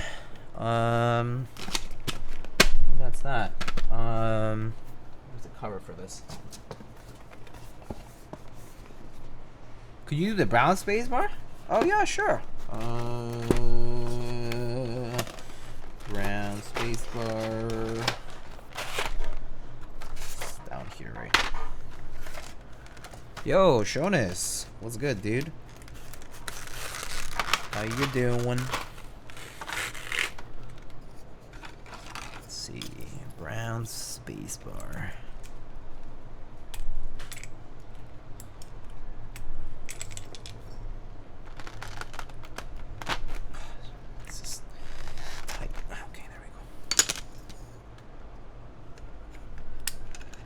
And space bar, eh? In a minute. Sweet.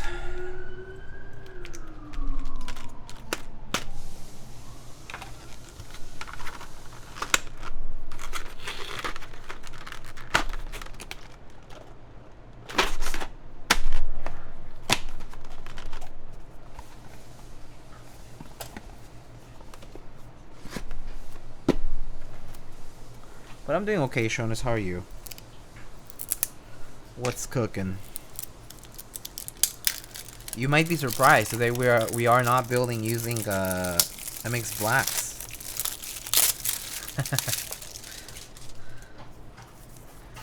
And yes, we do have a Talgona metal artisan, which we can put on the escape per request. Come out.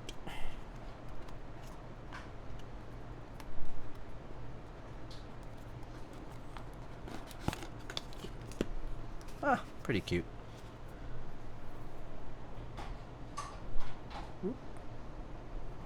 Pretty cute.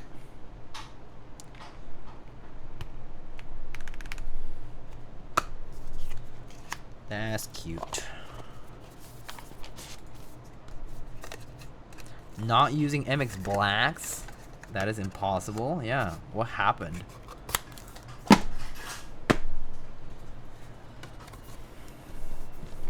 Is there another person inside of you controlling Diego's body? Yeah, Legasp.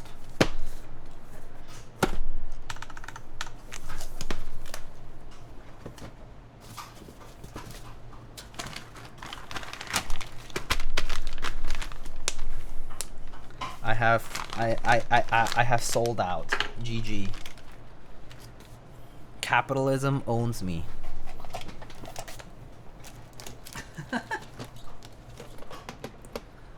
Alright, let's put some Artisans on this. Okay, let's go with a cuter look today. Let's go with maybe let's go with something lighter. Oh, let's go with the core butt. Let's go with this NP cap. Kind of matches the brown here. Maybe I'll put it here actually.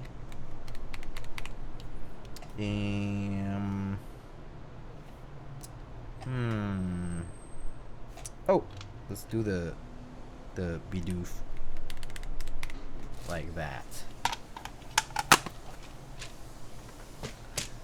Boom. There we go. All right, let's give this a shot.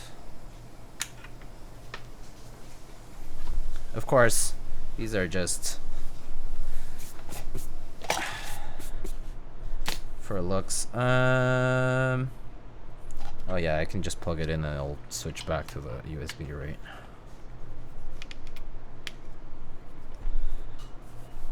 I think, yeah. Okay, cool. I don't know how to turn off the LEDs on this. I forget what the... I feel like the LEDs just kind of look whack because they're like under the keys. But it's not like very even because a lot of the foam is like blocking the light.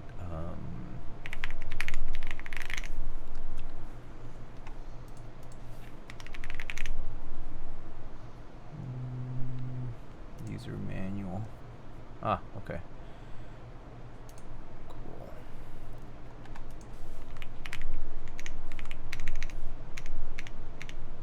Doesn't really say actually.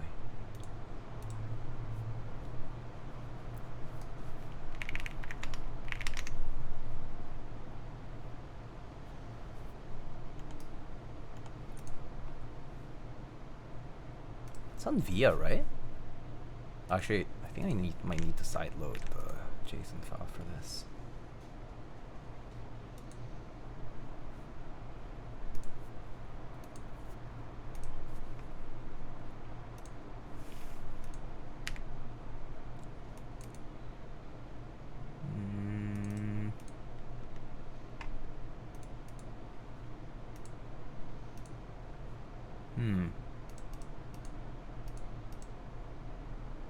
Don't see it. Okay, whatever.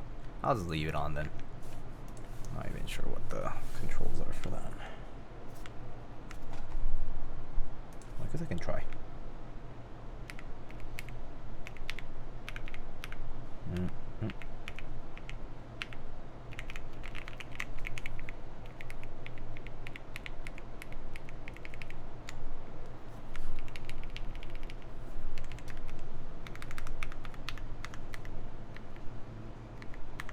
Oh, whoops. That was for the... That was mute. I think.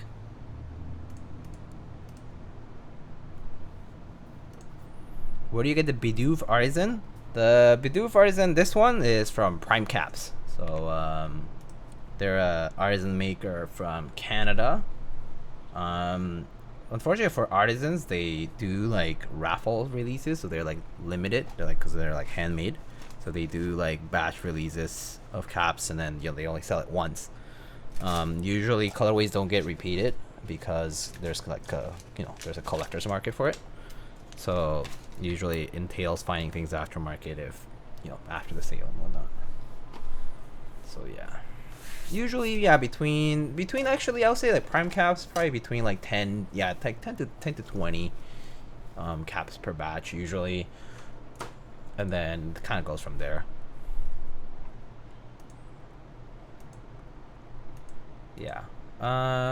Okay. So let's blessed by the RNGesus. And I'm pretty sure I got that aftermarket or like in a trade.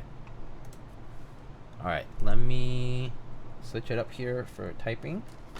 Let's do that.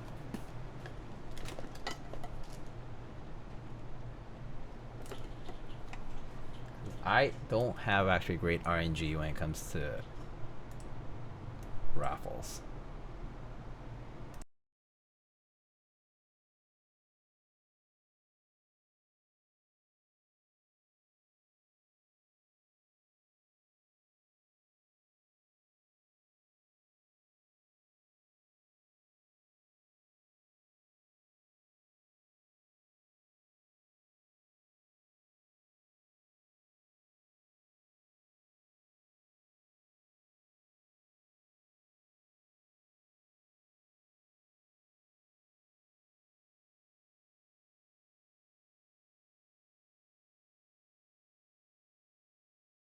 You always bring up RNGs, but what about Lucifer? Yeah, I don't know. I don't know. Maybe I do need to offer prayers over there instead. Because it don't work out the same way. Alright. Let's give this a shot though.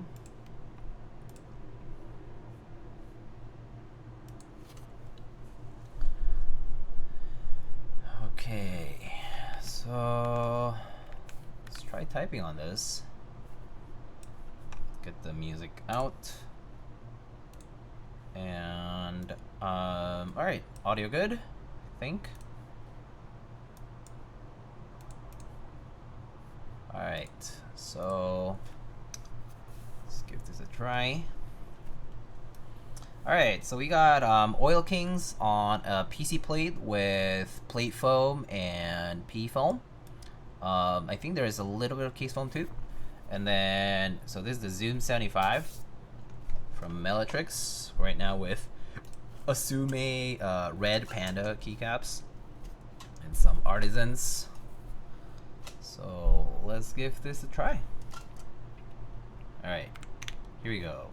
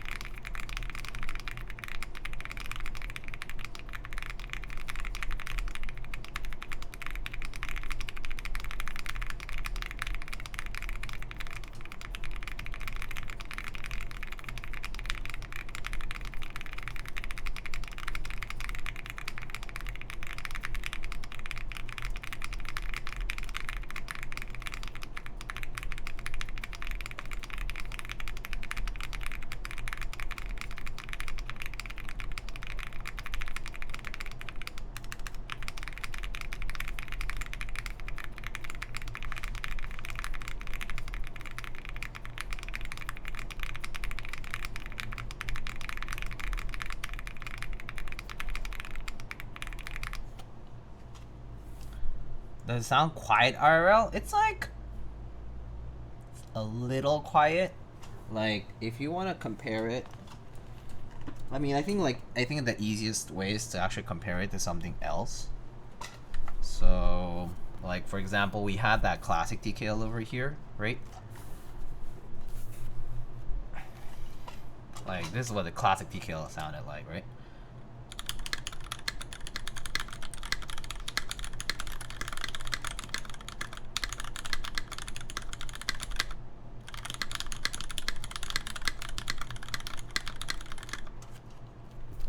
And then this one. Oops.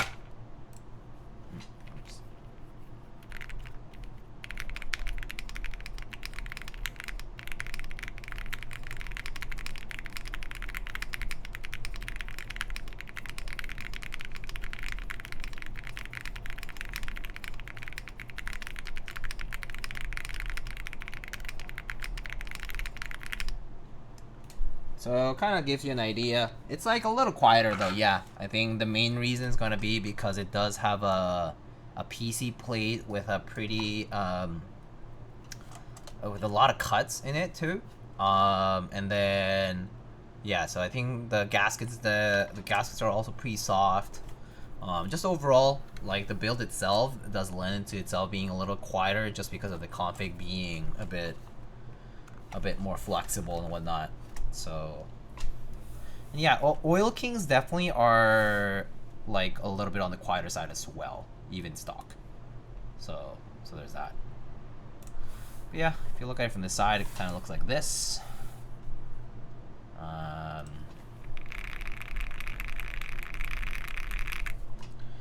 And we can take a look at the mods.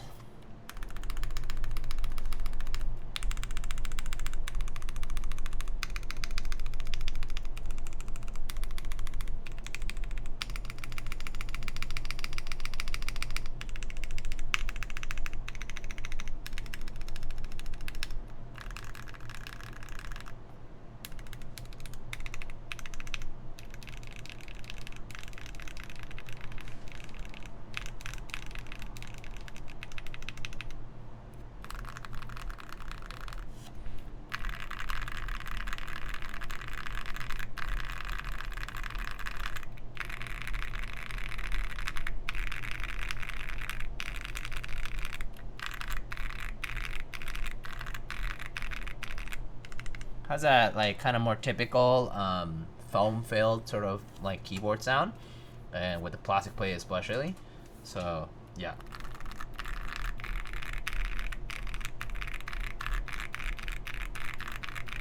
Especially with the plate foam and the PE foam, it tends to sound more like this.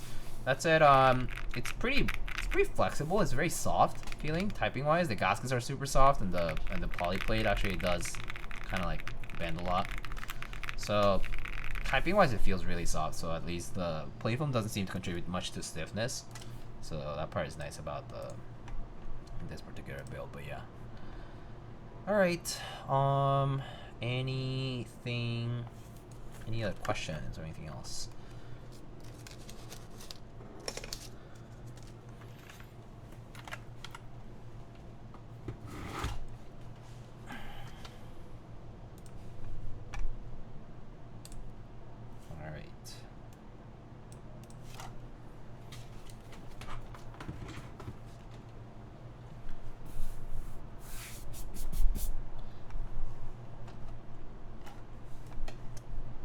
Yeah. Okay.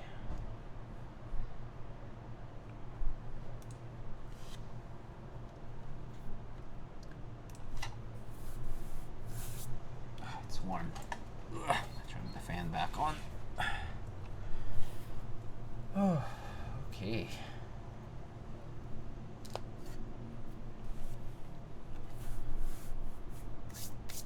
Okay, and show the board. If you have any questions. Board looks like. I love how the lighting's still on even though it's unplugged because of the battery. But yeah, Zoom75 honestly pretty solid. 75% for a lot of folks. Pretty clean look.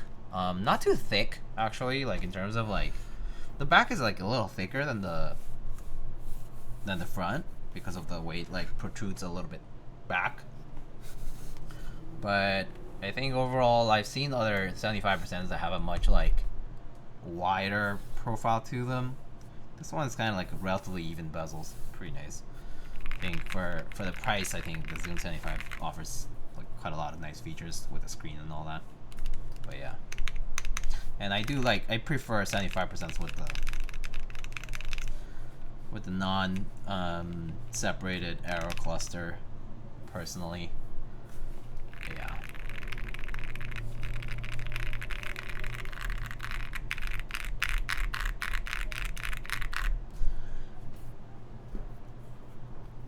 I do think for sound profile, I do prefer like a more kind of more clacky, more like I guess like louder, I guess, sound profile compared to this one. But that would usually be different switches and also like maybe like a metal plate instead of a polycarb plate. Pretty cool seeing something like this. Feels like a perfect budget beginner board. Yeah. I mean, honestly, it's really solid. Like I actually don't remember how much they retail for now. It's like $200, I think. Pretty sure the Zoom75s are like 200 and like between like 200 and 250 if I recall, and that's like a really good deal. So yeah, that part is nice. Like they do honestly offer like a really solid deal for these kits nowadays. Like a lot of the Meletrix stuff, a lot of the QWERTY keys, like it's like the Neo, right? LED screens, yeah. I mean, yeah, that's been kind of like a new thing, right? Oh, Miss Rafflesaur, hello. Hadn't seen you in a bit.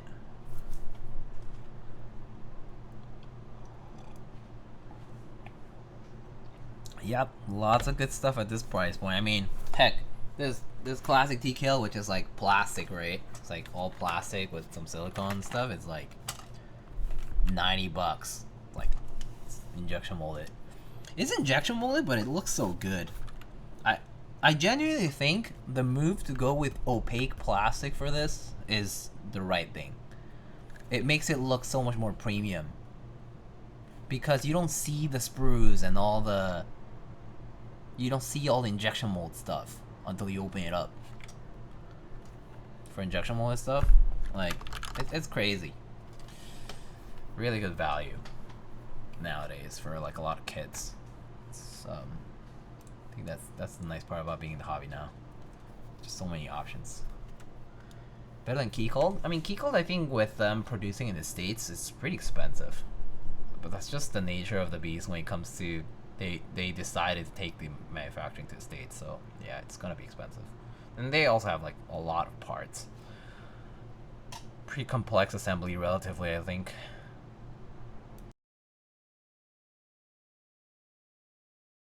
Well, actually, I don't know about that. I don't know about that complex assembly being that much more complicated, but yeah. Sorry, the boards are taking too long to get sent out to you. Oh, don't worry about it. We have time. It's fine. I saw that Alex built his. Was it the wooden and the resin one, the mixed one? He built that, right? Was it Alex? Yeah, I thought it was, right? I'm not like imagining things, right?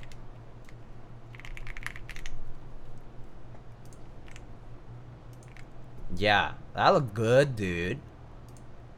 Oh yeah, I have it right here on the screen.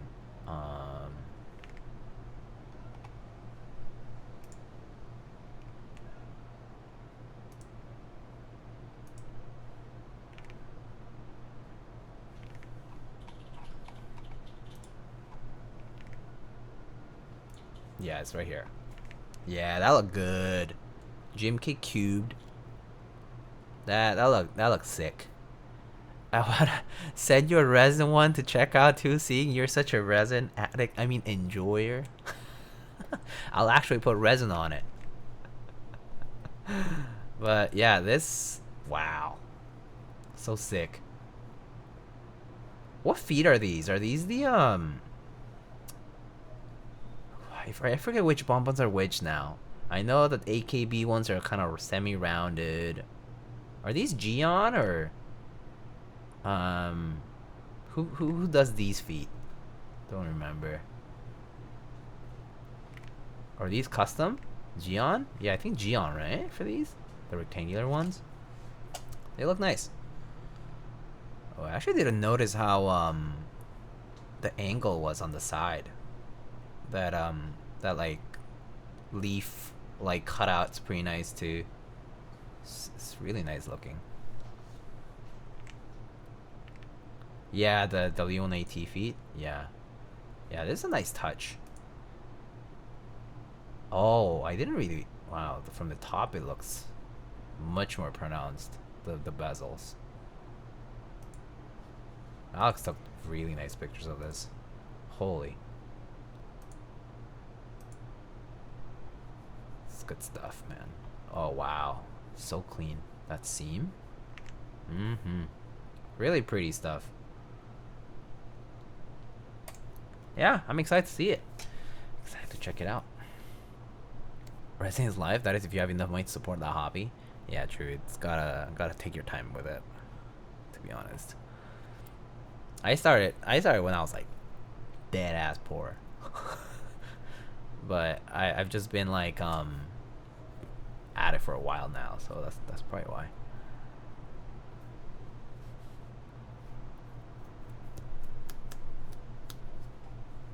Probably should have saved for something more useful in my life, but alas, here we are.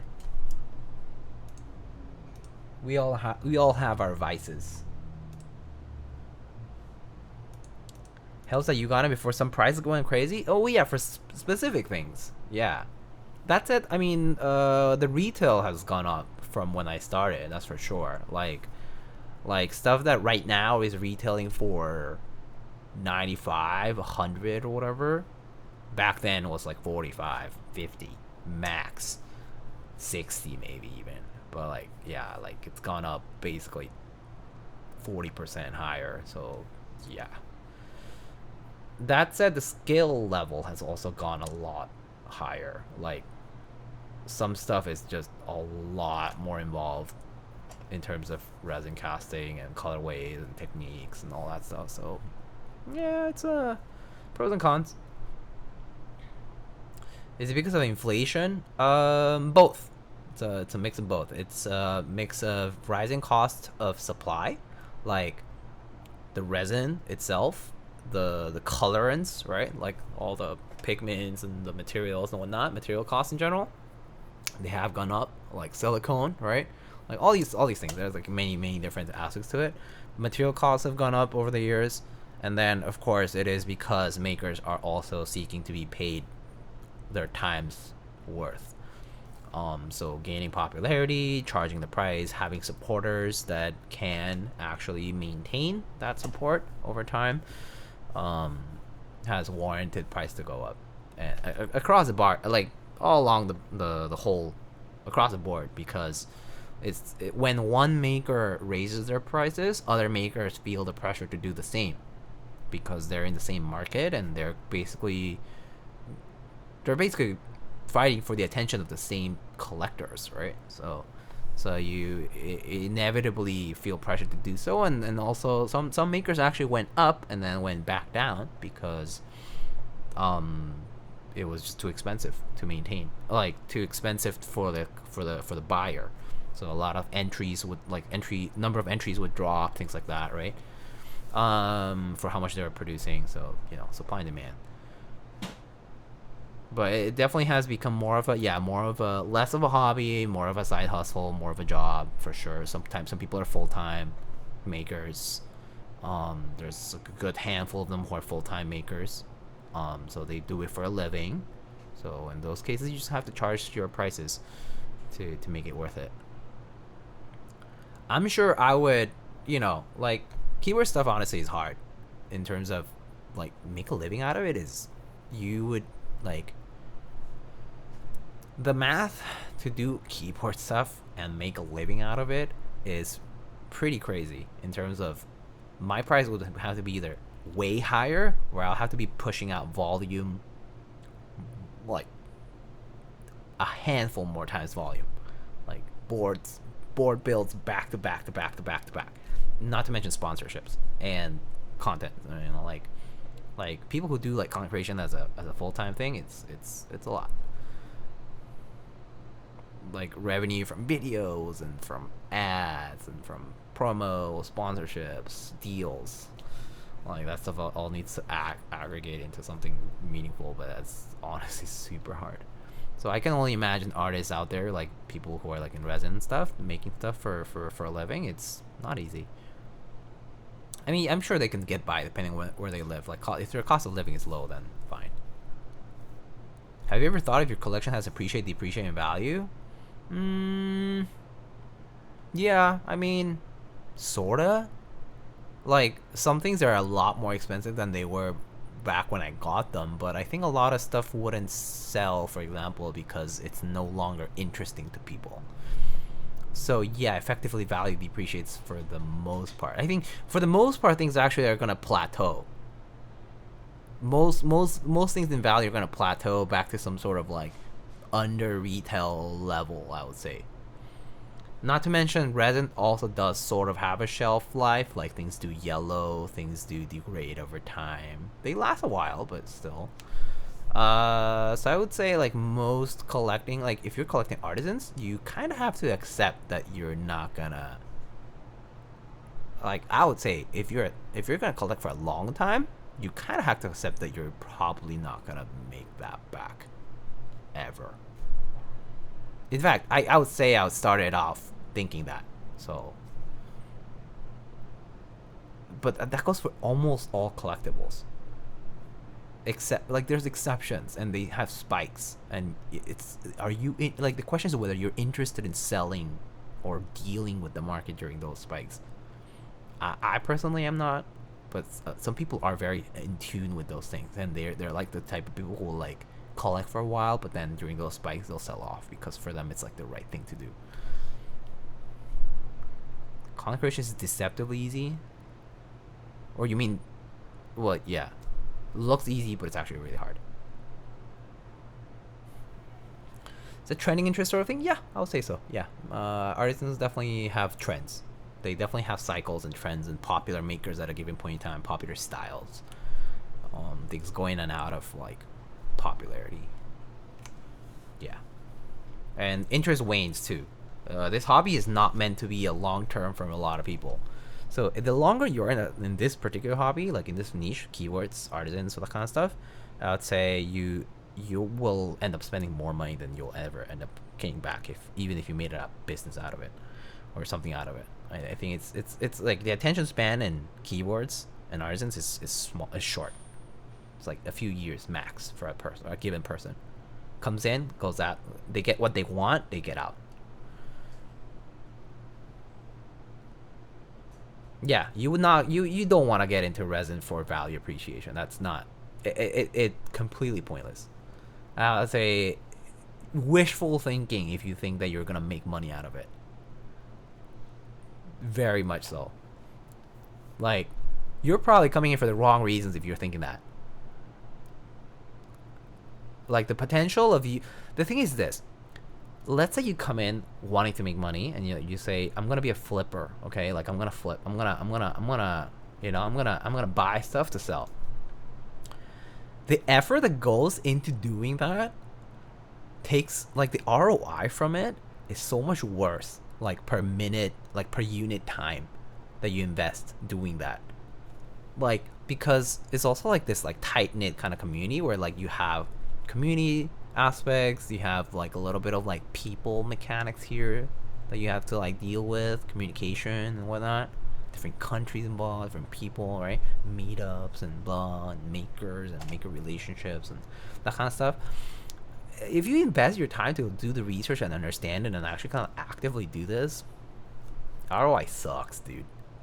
It's honestly not worth it. Not worth it at all. Yeah, hobby needs to be for personal enjoyment. Like, I'm in it because I enjoy it, but I think there's people who are gonna be in there for some personal gain too, so that's cool.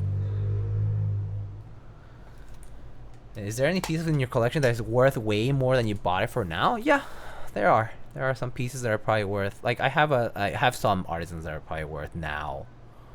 Like, I bought them for like,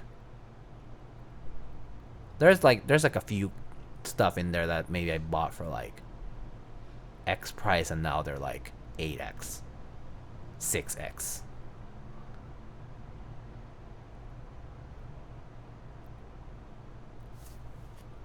But I don't really care. Like, and that's only to the right buyer. That's the thing. Value means nothing until you actually have the offer in hand. Like, someone who is willing to pay that money into your bank account right now. Alright? I've seen a lot of people do like valuations and they're like, oh yeah, this is worth this much about. But the reality of like how many people are actually gonna like be like, hey, right now, boom, money in account. Not that many people, actually. It's just a handful. You just have to catch them at the right time, so to speak, if you're a seller. Yeah, you're just kind of speculating there, and so it's very risky. Just a tip, and you'll end up in the deep end. Yeah, that's the hobby. The hobby's nature is to gobble people up, for sure. Especially if it's personal appreciation related, like artisans. That shit just snatches you, and that's GG. It always starts with just 1, 2, 3, 4. One more. Just one more. I just need to finish my build. Oh, that colorway. Oh, I really like it. Oh, I thought I was out, and then they pull me back in, and then I gotta get artisans for that one too. And then I gotta get the key set for that, and the keyboard needs to match. Oh, that maker did a collab, and I gotta get that one too because I love that maker. They're a great person. I love that maker. I don't care what they do. I want to support their work. And then you go for one. Are Philco keyboards still popular? They have their niche, yeah. I mean, Philco keyboards are still considered to be good or reliable, even though they have their drawbacks of like fixed cable and that kind of stuff. They're old, and they haven't been updated, but they're reliable, so people like them still. Let's just enter this for fun. I don't do that. I enter this for fun is so bad. Do not enter things for fun. Do not. Enter because you like it. Enter because you'll keep it. Do not enter for fun. That's so bad. I don't know why people say it even. They're like, what fun is there in spending money for something you don't really want? What's the fun in it? So winning a lightning artist in Keycaps is actually a curse?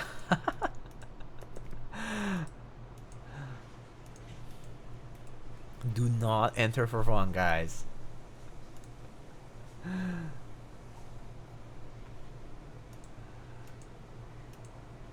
And flexing artisans, I'll tell you what. Flexing artisans, or anything for that matter, keyboards too. You do it, 3 people react to it, and they're like, "Wow, amazing! Congrats! That's amazing! That's so cool, dude! I want it too." 20 hours later, nobody fucking cares. Nobody cares. Don't do it. No one fucking cares that you have this or that. But you gotta get that free karma though. You gotta get them internet points. You gotta get them 3 reacts on your post. That 3 animated fire emoji on your Discord photo that you took with your phone. Or maybe you took a nice camera picture. Yeah, sure. Got them 150 likes on Instagram. Woohoo! Ride that dopamine high, baby. Let's go! And then 3 days later, nobody cares. Nobody cares. But that's the thing. That's what I'm saying. If you're gonna collect because you like it and you'll keep it, you appreciate it, whatever. You can go to meetups, talk about it. That's cool. But I do think a lot of times we tend to get into the trap of like, it'll be awesome, and then the reality is like you search deep inside and you don't actually like it. You just like the feeling of having it. Like, you just kind of feel like someone else will like what you did. But do you like it? Probably not, right? Like, not always, rather. You probably do. For a little bit. But I feel like it needs to be a little bit of a more long-lived feeling if you really appreciate it, right? The eagerness to have, the boredom of having. Yes! That's so good. Buter, that's so good. The eagerness to have, the boredom of having. Yeah, it's like the chase and... okay, people are like, the thrill of the hunt. I fucking hate the hunt. The hunt sucks. Fuck the hunt. The thrill of the hunt, my fucking ass. The thrill is to have it. The thrill is to like hold it and be able to look at it and be like, oh, this is good craftsmanship, man. Fucking hate the hunt. Fuck the hunt.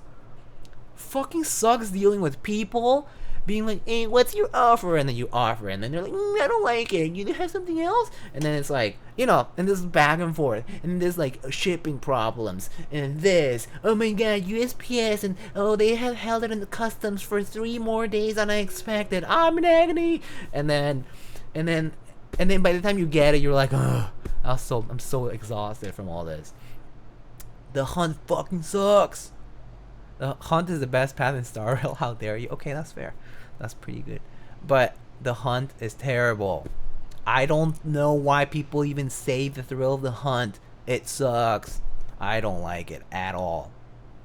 Just so you know. Start with budget keywords and more expensive keywords. Like photos with phone camera, then you see pictures like Diego or Alex Otis, and then you start to see sound use the bougie cameras. The thrill is being the world's worst person who just won 2 gaff caps. that sticker on that people post on my server is pretty funny. Last time I got a board I long wanted, I was so happy I wanted to bring it to Christmas night. Okay, that's cool. That's awesome. Okay, but the hunt itself sucks. But once you have it and you can appreciate it and you love it, you use it and it brings you joy. That's awesome. Okay, that's so great. It's such a like nice feeling. It's not that warmth that you get from like using and appreciating something that you have in hand. That's great. But hunting something, like going to people after it, be like, hey, would you mind selling this to me because I really want it? And I don't think you appreciate it as much, by the way. I think you like it, but you don't like love it like I do. I love this. Okay, I've gotten DMs, people that like kind of like they like it's like the if you read between the lines is basically, hey, hitting you up because I really want this, and I think you like it, but I love it more. So holler. And I'm like, I mean, thanks for putting the words in my mouth, I guess. I guess I just like it. and and it happens. That's normal. It's just part of collecting. Being a collector effectively means you have some form of desire and greed, and yeah, that's all cool. It's totally understandable. It's a very human thing. It's a very human design, like Tony from LC Sign would say. Okay, but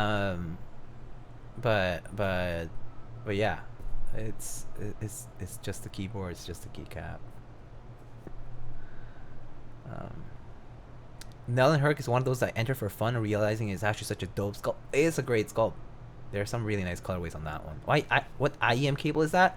I'm currently using, this is a Heart audio cable. Actually, this is kind of old now, like it frayed off from the paracord, but this end is nice.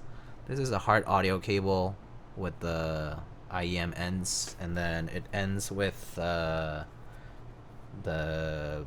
mini XLR. I think this is mini XLR end, and then I have that just plugged into a extender cable because my DAC is kind of far away from where I'm sitting. My most recent regret is catching your Dolphin 60 VOD and seeing a sculpt I'm chasing for.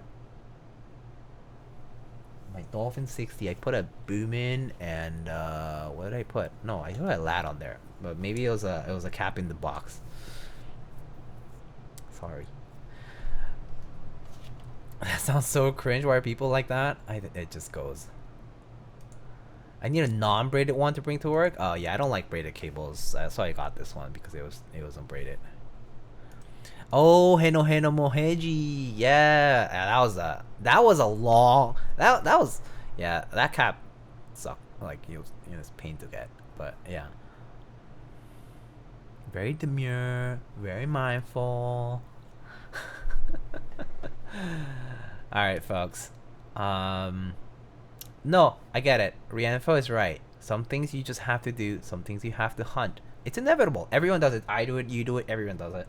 But I think at the bottom, the bottom line is, don't have to do too much, and you don't have to push it to the point where you're lying or you're twisting reality or kind of making it sound a little out there. But there's times when people do it, and I'm just like, that's a little much. But that's okay.